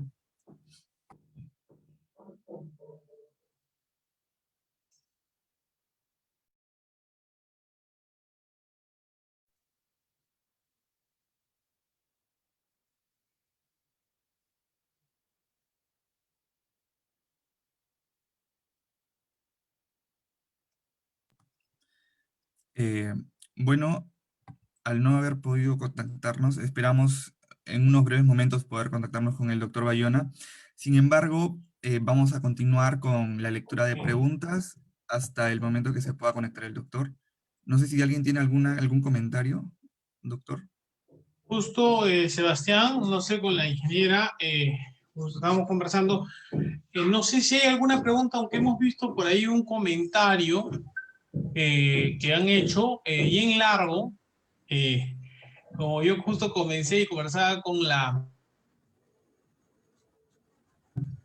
ingeniera, primero nos echan la culpa los abogados, en una parte, y también ven el tema de los proyectistas, que es un tema muy importante, muy interesante, y con la ingeniera podemos trabajarlo, ¿no? Un tema del proyectista es importantísimo porque con un mal expediente la consecuencia es una mala obra, no sé, digamos, es una parte neurálgica, no sé usted qué opina, ingeniera, con respecto a esa situación. Así es, doctor Benavides. Sí puedo hablar algo al respecto. Es cierto, todo el mundo sabe que no existe expediente técnico perfecto. Siempre hay algún error, pero yo pienso que para eso está la buena voluntad de las partes. Y lo digo por experiencia propia. En un caso de una obra en Arequipa, era un colegio emblemático. El contratista era de la zona, era de Arequipa, y yo trabajaba para la supervisión. Y definitivamente, como comprenderán, siendo un colegio emblemático, bastante grande, había Ahora bastantes fuerte. demoliciones y todo, pero ya había sido ejecutada una pequeña parte, podríamos decir un 10% por otro contratista. Entonces había que calzar lo que continuaba. Se presentaron muchos problemas adicionales, cambio de especificación, había omisiones en el expediente técnico, no habían considerado muchas rampas o muchos muros de contención precisamente para salvar estas diferencias. Felizmente, la verdad que sí, fue uno de los pocos contratistas que yo he encontrado en mi vida profesional que aceptaba tranquilamente conciliar los adicionales. Conciliábamos metrados adicionales, la entidad que en este caso era PRONIEP, muy bien, también nos ayudaba y pudimos continuar y concluir la obra. Si bien es cierto, no lo hicimos dentro del plazo, porque definitivamente mientras la entidad sacaba la resolución de aprobación, preparaba el expediente, pero se pudo avanzar, ¿no? Sé que en muchos casos, sobre todo en municipios, municipalidades, en gobiernos regionales, ese es el problema, que una vez quien elabora el proyecto se desvincula 100% de la obra, se desvincula. Entonces, cuando el contratista realiza preguntas, la entidad, claro, la entidad ya se siente sin tener un apoyo. Entonces, ¿qué sucede? Ahí vienen las controversias, porque no sabe quién resolver. Los gobiernos regionales no tienen personal capacitado para resolver ese tipo de problemas. Entonces, se genera el gran problema, le dice, hazlo de acuerdo a cómo está el proyecto, el contratista se niega y le dice, yo no puedo ejecutar una obra de esa naturaleza, no cumple las especificaciones, ¿no? No es posible. Claro. Se genera un gran problema, arbitraje, resolución de contrato. Y lo he visto en bastantes casos. Ahora, ingeniera, no sé si le quiero consultar, no sé si le ha pasado lo mismo. Yo he podido apreciar que, no, el problema ahí, como a veces nos echan la culpa al abogado, muchas veces el problema en la parte del expediente no es ni el abogado ni el ingeniero, es del político el que toma la decisión. Porque quieren tomar una decisión cuando el expediente, a sabiendas de que no está compatibilizado, que han fraccionado con ingenieros de distintas ramas y no hay un consultor, porque ¿quién va a asumir la responsabilidad? Arman expedientes y por el tema de sacar una obra lo sacan, o sea, a sabiendas de que eso es un arbitraje fijo, lamentablemente. No sé si ha tenido, yo creo que por ahí marcha un problema fundamental y sobre todo, como lo comenta, en localidades y también gobierno regional, ¿eh? También esos problemas se puede percatar en gobierno regional, en gobierno nacional. Lo que pasa, doctor, y eso sí que quede bien claro, por lo que yo he visto, son muy pocos los gobiernos regionales que tienen la experiencia de vida. Y también hay otro tema aquí muy importante. Se destina muy poco dinero, muy poco para la elaboración del expediente técnico. Normalmente la ley dice que tiene que estar entre el 0, el 10%, y por eso, por ejemplo, para una carretera, en una carretera, Dios gracias, es a precios unitarios, porque uno no sabe lo que va a ir encontrando mientras voy avanzando. Puedo encontrar pues, un lodazal, o puedo encontrar roca donde se había previsto material suelto. Entonces, ese es el problema. No se destina el monto adecuado para la elaboración de los expedientes técnicos, por eso es que la mayoría están bastante, la mayoría en realidad no son los adecuados, siempre presentan problemas y es por eso que se presentan adicionales, ampliaciones de plazo, ¿no? Por eso yo siempre creo que mucho también depende de la buena voluntad de las partes, porque los abogados saben muy bien que cuando se firma un contrato es voluntad de las partes. Y se puede solucionar, pero tampoco negándose todo al contratista, pero tampoco el contratista precisamente abusando de estos errores que va encontrando para tratar de obtener la mayor cantidad de beneficio. Genial, ingeniero. Creo que ya Gustavo nos acompaña para terminar su ponencia. Gustavo, ¿ya estás? Sí, Y ahí sí, está. tuve. Perfecto. No sé en qué parte me quedé, pero bueno, ya voy a empezar desde donde pienso que se cortó la señal. ¿Ya? ¿Ok? A ver.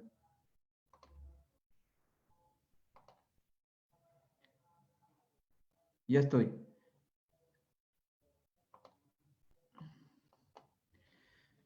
¿Se escucha? ¿Me podrían dar retorno, por favor, si se escucha? Sí, ¿Sí está claro, todo ok? se escucha muy bien, doctor. Ok, listo. Bueno, después de este impasse, mil disculpas. Este es uno de los problemas que estamos enfrentando todos, lo de la conectividad. Bueno, en estaba señalando yo un informe, no sé si se llegó a escuchar la parte de la encuesta que hizo el OCE sobre los ejecutores de obra. Ya, bueno.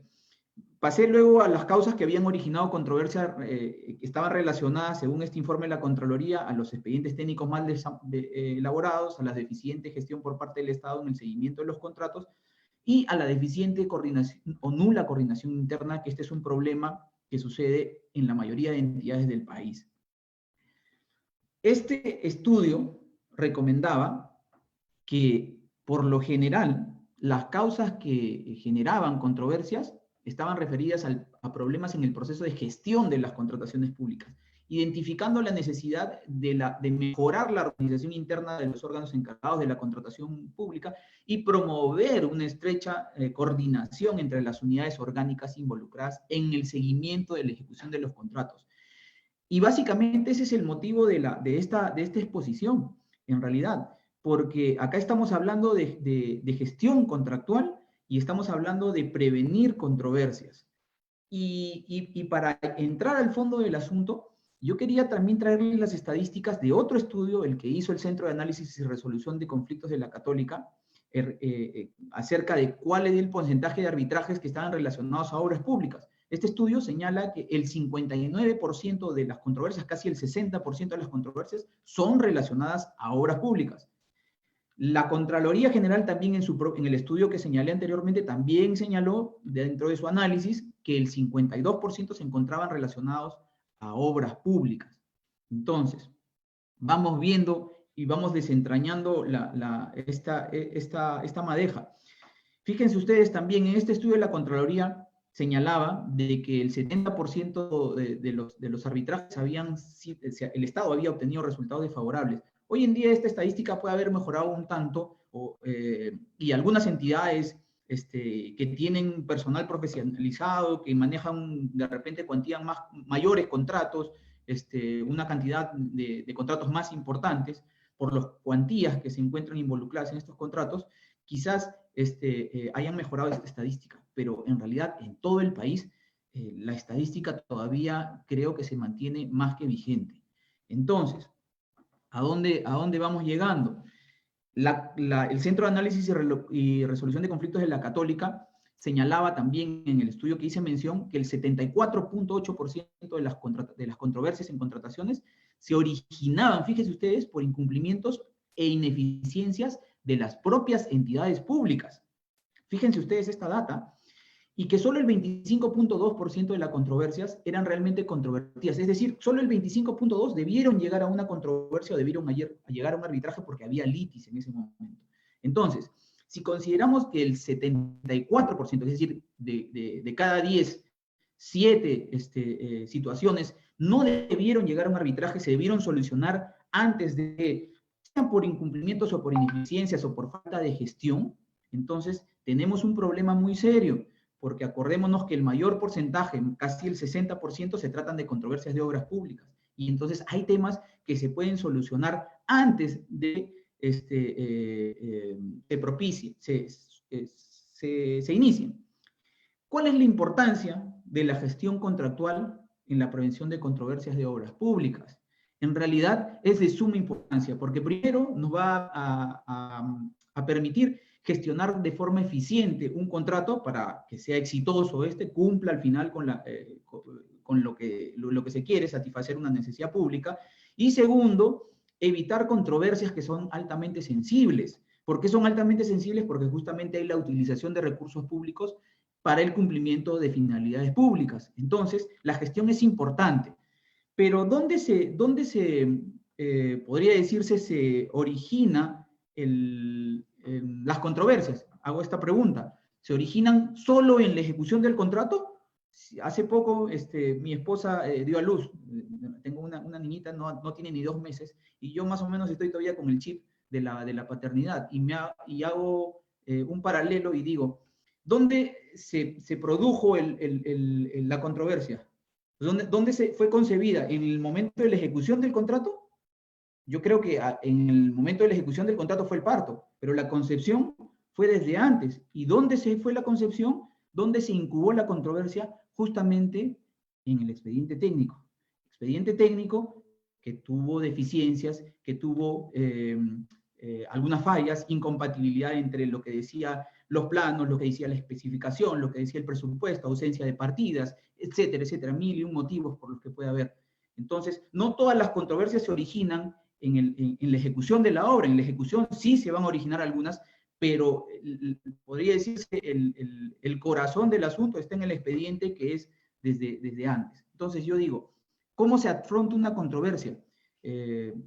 Sun Tzu decía que la mejor victoria es vencer sin combatir, y esa es la diferencia entre el hombre prudente y el ignorante. ¿Qué tenemos que hacer? Atacar las controversias antes de que se presenten. Es absurdo pensar que en una ejecución de obra no se va a producir una situación que viene del expediente técnico.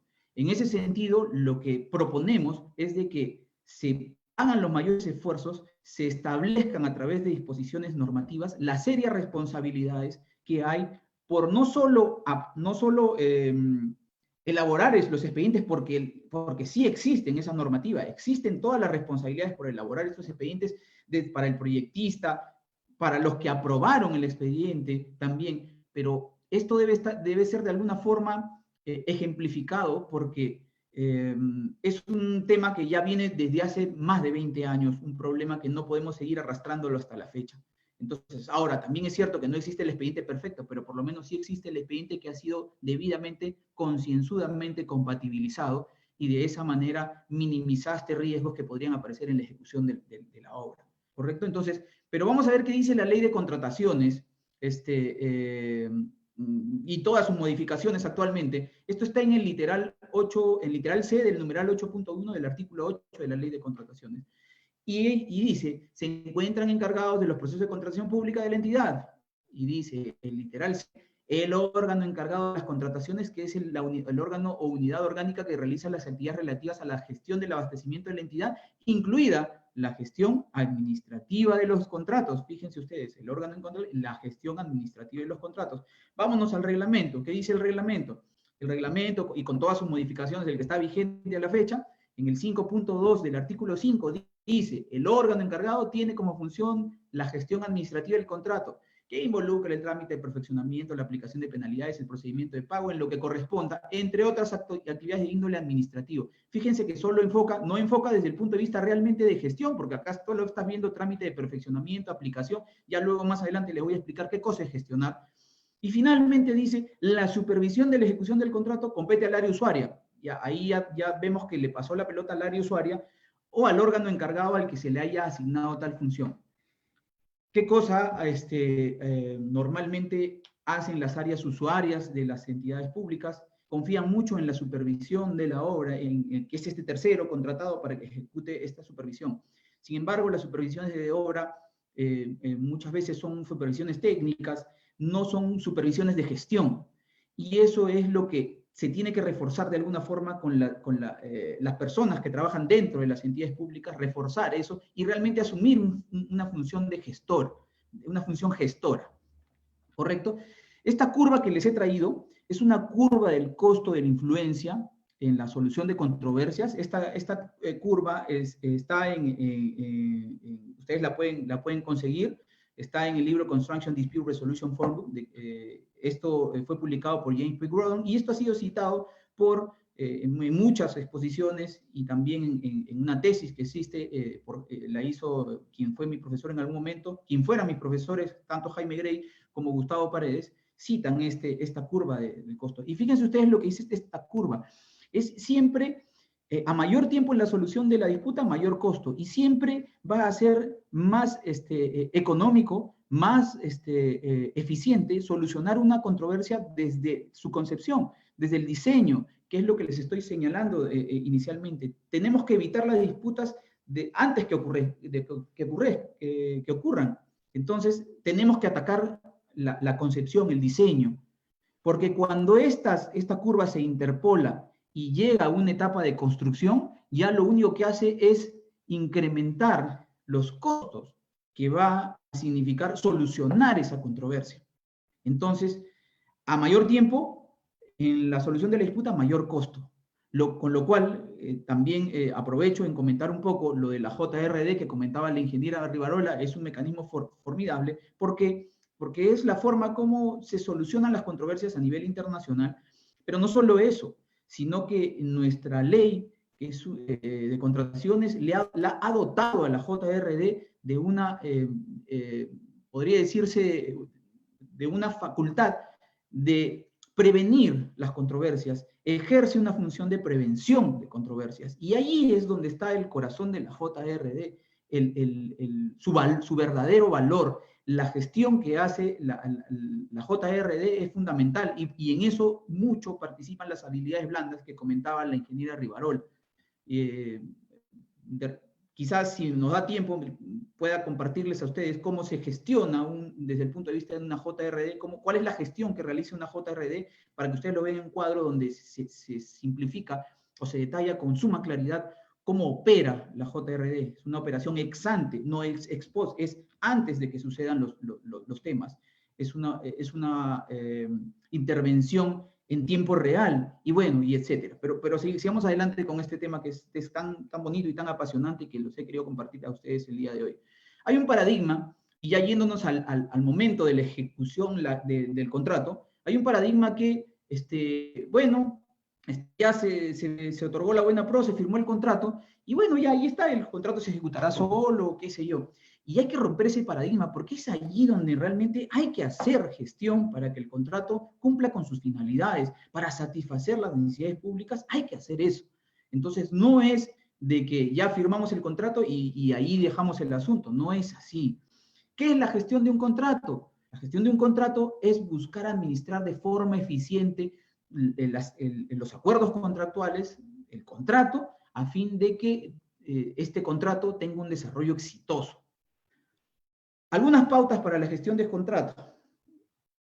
Hay que realizar acciones eficaces y eficientes en la administración del contrato, ¿correcto? Para que esto resulte podría decirse, de suma importancia que las partes conozcan cuál es el alcance de su contrato, cuál es el alcance contractual. Es de suma importancia este tema, ¿correcto?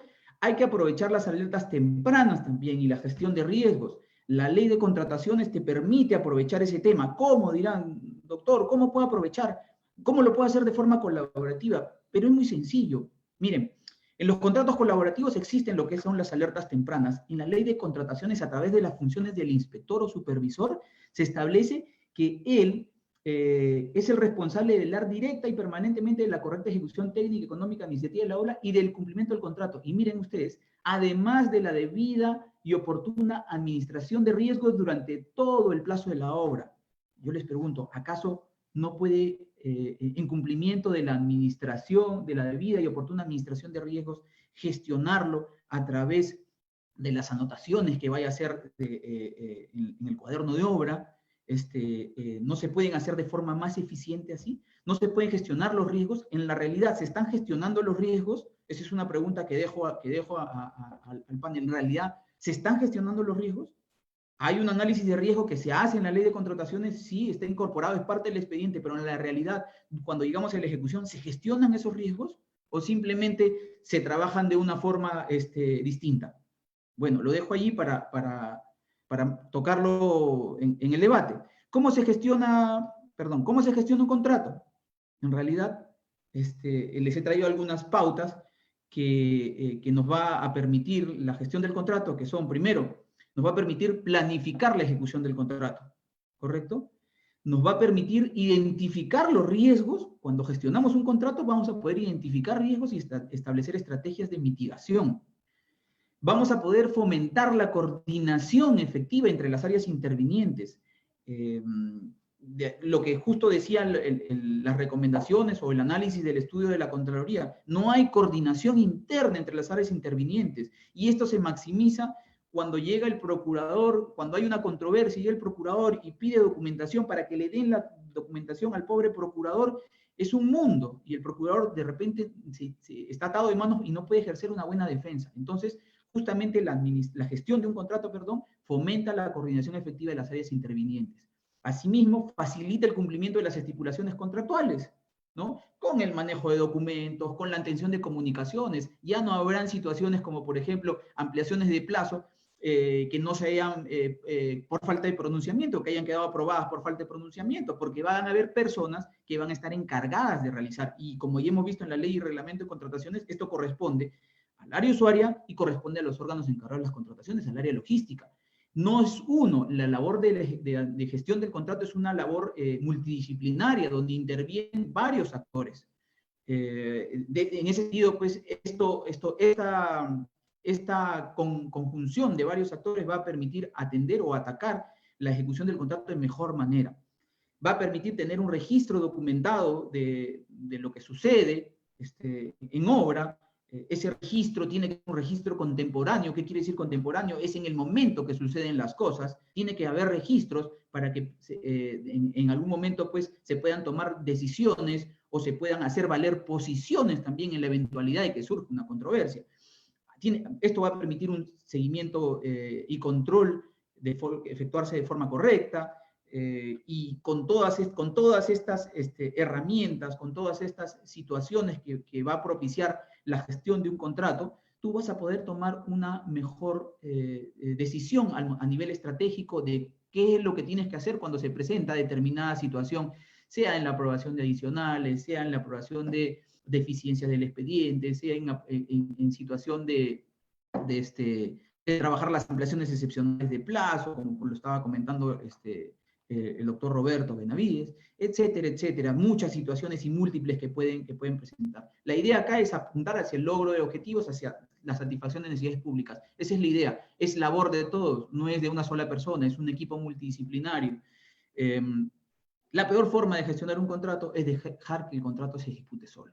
En realidad, lo que sucede en muchas entidades públicas en la práctica es que la inercia contractual les gana y al final no se dan cuenta que situaciones que pudieron evitar que lleguen a un arbitraje, como lo comentaban estos estudios del Centro de Análisis y Resolución de Conflictos, se solucionen en instancias previas a llegar a una controversia arbitral. Mejores prácticas en la gestión de contratos. Dentro de las mejores prácticas tenemos que hay, estas mejores prácticas son las que se realizan a través de ejecuciones de contratos en el mundo, y no solo en el mundo, sino a nivel privado también. ¿Cuáles son estas mejores prácticas? Realizar reuniones con el contratista en cada etapa. Hay que involucrar también al contratista en la gestión del contrato. Ambas partes tienen que estar involucradas en la gestión del contrato. Hay que implementar un ambiente de ganar y ganar. La interrelación de los involucrados tiene que apuntar hacia eso. La asignación de responsabilidades de las partes, elaborar guías de administración de contrato que le permitan a las partes tener pautas dentro de las cuales ceñirse y poder ejecutar su trabajo en la gestión, generar amplias comunicación entre las partes, contratista, entidad, funcionarios, área de logística, área usuaria, etcétera, etcétera. También evaluar el desempeño de las partes de los contratistas, también si eres entidad pública, de forma quincenal o mensual, es una buena práctica. Hay que identificar los factores críticos, la ruta crítica que tenemos en nuestros contratos para poder de alguna forma establecer estrategias a futuro. Hay que evaluar los riesgos para mitigarlos. Hay que identificar las razones que originaron cambios, ampliaciones, situaciones, ¿para qué? Para que en base a esa experiencia poder fijar estándares a futuro, no cometer los mismos errores. Todo esto que estoy comentando implica una gestión contractual, que en realidad, en la práctica, aquellas entidades que han implementado mecanismos eficientes de gestión contractual, podría decirse que son una utopía, son pocas las que lo realizan. Yo apunto a sensibilizar con este tipo de charlas, y agradezco la oportunidad que me han dado de poder llegar a ustedes con esta pequeña charla, y me despido con esto, en realidad. Esta es una frase que dice Benjamin Franklin, y Benjamin Franklin dice, una onza de prevención vale más que una libra de cura. Les agradezco por haber escuchado y estamos ya a abrir el debate, a discutir estos temas. Yo puedo quedar hasta mañana si ustedes gustan, no hay ningún problema. Muchas gracias por la atención. Muchísimas gracias a usted, doctor, por la gran ponencia. Ahora, vamos a continuar con lo que ya habíamos empezado hace breves momentos, que es con las respuestas a las preguntas que han podido dejar acá. Bueno, empiezo a leer esta pregunta. Es cierto que la mayoría de expedientes técnicos tienen errores, pero eso es porque justamente la obra es dinámica y tiene 1000 situaciones en el momento de la ejecución.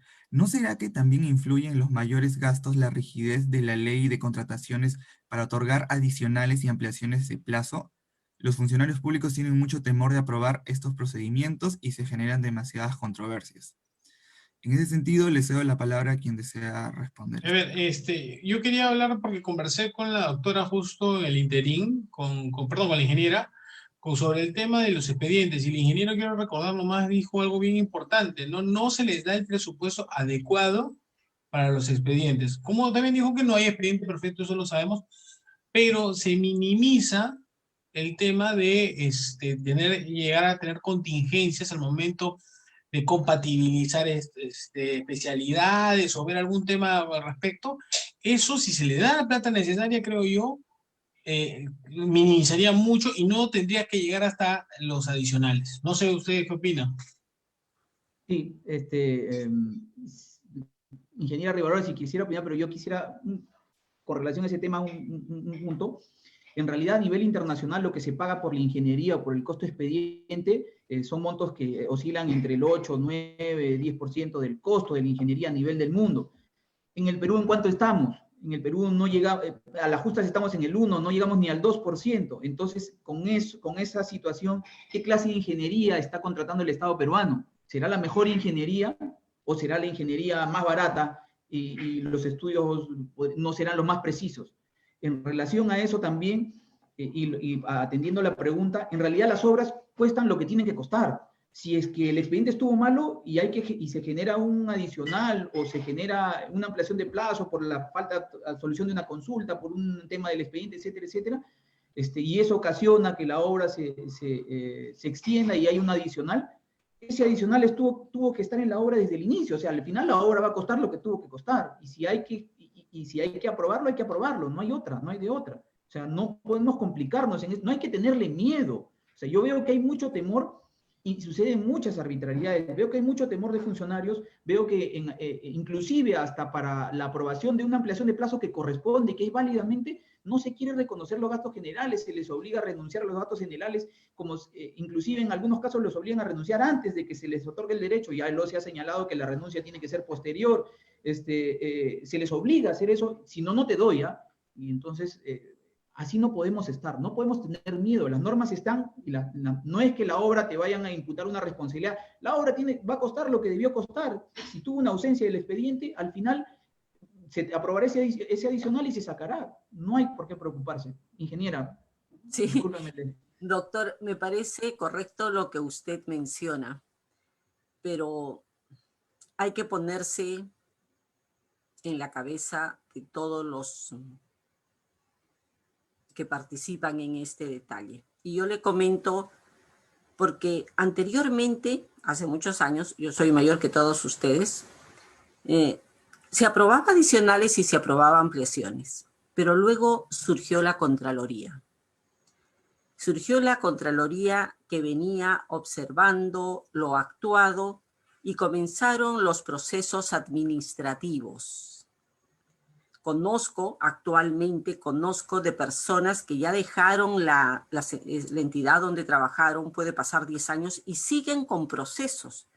Incluso, no solamente procesos administrativos, sino que ahora se han hecho penales. Comenzaron a introducir un miedo terrible a todos los empleados públicos y comenzaron precisamente como una casa de brujas que se dice, tú aprobaste este adicional, seguramente has recibido algo, Tú estás dando esta ampliación, seguramente has recibido algo, entonces comienzan los procesos administrativos, los procesos civiles, los procesos penales. Entonces, ¿qué hace actualmente las personas que trabajan para el Estado? Tienen temor y lo dicen así, tienen temor y te dicen, ¿sabes qué? Yo entiendo que te corresponde tu ampliación, pero que te lo dé un tribunal arbitral. Ahí viene el problema. ¿Cómo cambiar ese chip? No lo sé, señores. ¿Cómo cambiar? No sé. Si se solucionaría ese problema, yo creo que las obras avanzarían más rápido. A ver, yo tengo ahí una pequeña discrepancia con lo que dicen, justo con Gustavo, y lo comentó concuerdo con lo que dijo la ingeniera, en que, claro, efectivamente, cuesta lo que debe costar, pero hay otras aristas que no están previstas. Una de ellas es la de la Contraloría, el tema de control, que es muy estricto, lo cual no lo hace, digamos, malo per se, o sea, tiene que estar. Ahora, el tema viene del otro lado, la decisión política, que lamentablemente eso es lo que los ingenieros no lo molestan a los abogados. A los ingenieros nos molesta la parte técnica, nos molesta la parte política, que te dice, oye, vamos a hacer 850 colegios en un año. Eso es imposible. O sea, la verdad, nuevos, de checitos, eso es imposible. O sea, o tienes el presupuesto y tienes todo, o no se va a llevar a cabo nada. Entonces, lo que calla el ingeniero, ahí hay bastante lo que calla el ingeniero, ingeniera, lo que calla el ingeniero es bravo. Y yo he hablado con ingenieros que, como dice, yo no le voy a la presión de plaza, pero yo le digo, oye, ahí viene otro tema. Encima, yo no he hecho el expediente, lo ha hecho un fulano que no confío en nada, sé que es una desgracia el expediente, ya lo sacaron, pero el jefe quiere que salga. Yo no sé qué hacer, están en la encrucijada. Y si lo hace, viene por atrás la Contraloría, con una ráfaga. Entonces, es un cúmulo de problemas que tiene que ir desde arriba hasta abajo, una articulación de soluciones. O sea, la norma, como dice, existe, te puede dar algún ropaje jurídico para apoyarte, pero si te ven ahí algún tema complicado, como le dije a la ingeniera en un momento estamos conversando también, ¿no? Piensa mal y acertarás. Ahí es el problema. Yo creo que por ahí va la situación también. Claro, pero no olvidemos finalmente, no olvidemos que las obras cuestan lo que tienen que costar. O sea, si es un tema que tiene sustento técnico, porque no estamos hablando de aprobar un adicional que no tenga un sustento técnico, tiene que tener un sustento técnico por una omisión o una deficiencia del expediente técnico, si corresponde, está el sustento, se procede conforme a ley, porque no estás procediendo a algo que la ley no te faculta. Yo me refiero a eso. Entonces, las obras cuestan lo que tienen que costar y tú no tienes que tener miedo de hacerlo. Es cierto lo que dice la ingeniera y hay un temor. ¿Cómo solucionar eso? Creo que tenemos que traer a ese actor que está generando el temor, lo tenemos que traer a la mesa y decirle, oye, está pasando esto y tú también tienes que formar parte de esto. No puede ser que tú formes parte después. Y creo que en ese aspecto el control concurrente de alguna forma en algo ayuda, y hay que apostar para que cada vez sea más concurrente y menos ex post, ¿no? Eso básicamente. Sí, Claro, Gustavo, justo antes de un minuto de ingeniero para decirle, hay un tema que con el ingeniero hemos conversado, hay muchas veces que el político y el técnico, por tratar de salir del paso, hace mal las cosas, fracciona, como dije, ingenieros de distintas especialidades hacen un expediente que no está compatibilizado y lo sacan a licitación. O sea, eso es un expediente de adicional puro. O no sé, ingeniera, usted ha visto que hay varios casos así acá, un montón, por no decir la mayoría de provinciales. sí, yo les quería comentar una experiencia que tuve justamente sobre el control concurrente, donde la Contraloría acompañó la ejecución de la obra a partir, bueno, cuando se superó el 15% de adicionales. Una obra en el Cusco, una zona con mucho movimiento geológico, y definitivamente la Contraloría iba mes a mes a aprobar, inclusive más o menos ya viéndose la cantidad de derrumbe, se proyectaba, pero la Contraloría tuvo una actuación estupenda.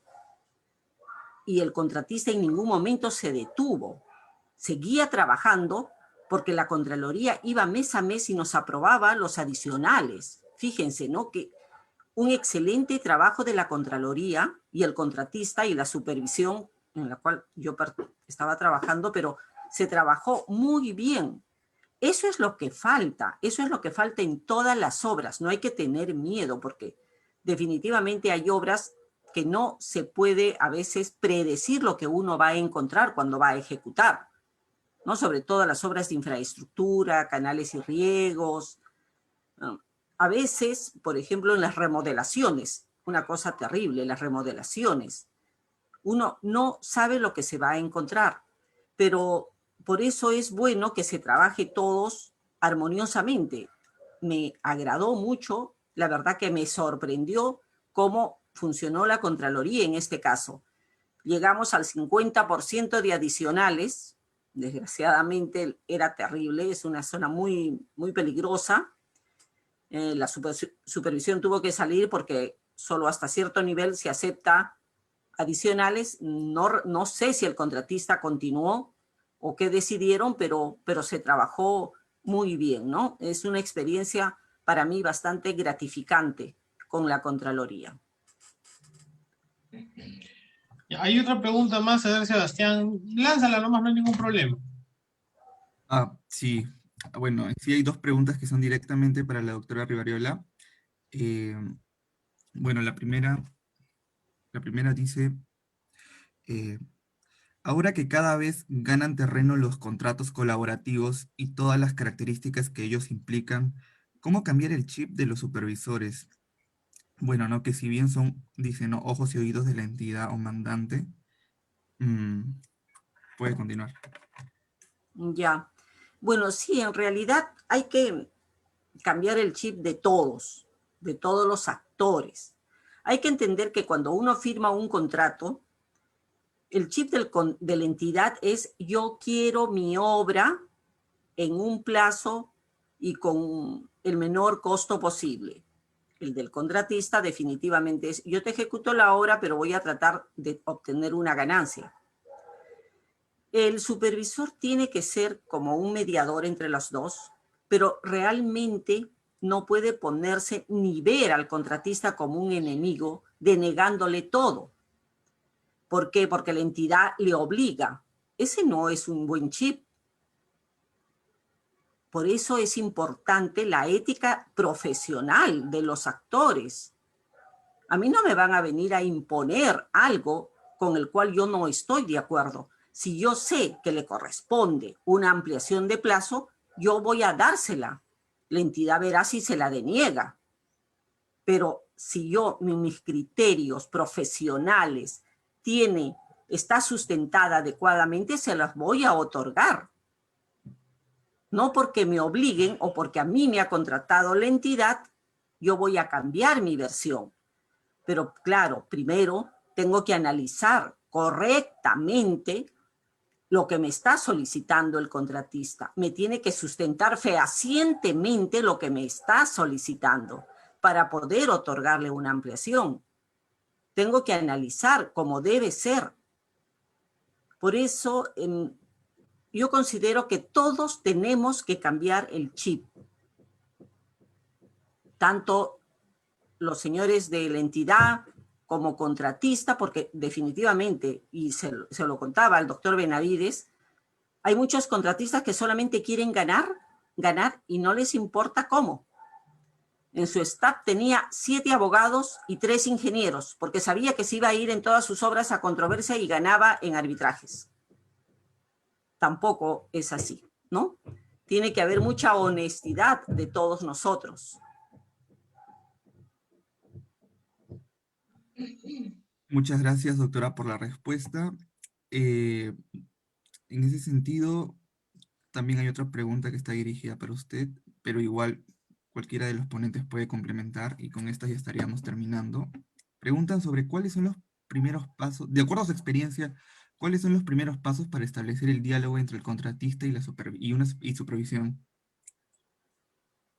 Bueno, lo que comenté hace un momento, hay que tener una mente abierta, hay que ser definitivamente honrados, con buenos principios y trabajar profesionalmente, sin ninguna presión. Entiendo. No sé bueno, ello sería la última pregunta. No sé si alguno de los ponentes quisiera agregar algo más o acotar algo. Sí, quería precisar con relación a este tema, ¿cuáles son los intereses de las partes al momento de ejecutar un contrato de obra? ¿Cuáles son los intereses?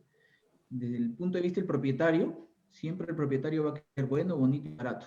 Siempre va a ser de esa forma. Vámonos del lado del contratista. Lo que quiere el contratista es entrar, ejecutar, salir y obtener una utilidad. Esos son sus intereses. Entrar, ejecutar y obtener una utilidad. En ese escenario, ojo, en ese escenario, en ese contexto, hay un interés que es común a ambos. Y ese interés es que la obra salga, que la obra se ejecute. O sea, a ninguno de los dos, salvo como estuvimos conversando por interno con Roberto, salvo que sea pues un contratista orientado al reclamo, no sea un contratista que no quiere ejecutar, sino que quiera ver en la oportunidad del error, quiere ver la oportunidad de reclamar y ahí obtener las ganancias que quiere obtener, ¿no? Pero vamos al campo normal o regular, hay un interés común y ese interés es que la obra salga. Y en obra pública esto adquiere un margen mucho más preponderante, que es no solo que la obra salga, sino que la obra tiene que salir para satisfacer necesidades públicas. Y es en base a esa punta a esa pirámide, podría decirse, que las dos partes que están debajo del trípode de la pirámide, como quieran llamarlo, tienen que apuntar hacia ese norte. Eso es lo que quería precisar con relación a ese tema. Yo solo para terminar un tema transversal en toda norma de contrataciones con el Estado, en toda la norma, hay algo que muchos operadores, ¿no? Inclusive a veces uno lo piensa, pero tiene que quitárselo de raíz el chip. Y el dicho de la abuela, yo diría, ese dicho de la abuela debe ir en la ley. Lo barato sale caro. O sea, no pensar, o sea, ponerle menos material porque va a hacerme más barato. No, o sea, ese es el chip que ingenieros, contadores, administradores, abogados tienen que meter la ley de contrataciones, dicho de la abuela, en principios, título preliminar. Lo barato sale caro.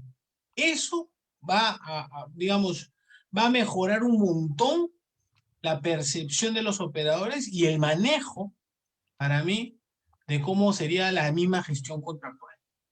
Y mejoraríamos un montón, mitigaríamos un montón de cosas y la obra, como dice Gustavo, la tenemos. Lo que queremos es que tengamos la obra, en realidad. Sí, tenemos un techo presupuestal, es cierto, pero si vamos por lo barato, a veces es preferible no hacerla que quedarte con un elefante blanco. Muchísimas gracias por sus respuestas y con ello estaríamos concluyendo el webinar del día de hoy.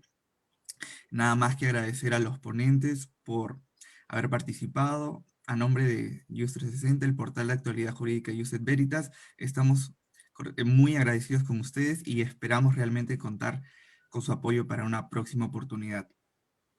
Sin más que decir, también agradecer a los participantes que han podido estar en el Zoom como en el Facebook Live. Y nada, solo los recomiendo seguir nuestras páginas, nuestras redes sociales de IUS 360 para estar más conectados y al tanto de futuros webinars respecto a este y otros temas relativos al derecho. Muchísimas gracias y con ello estamos concluyendo. Gracias, gracias. Hasta luego. Hasta luego. Buenas tardes. Hasta luego.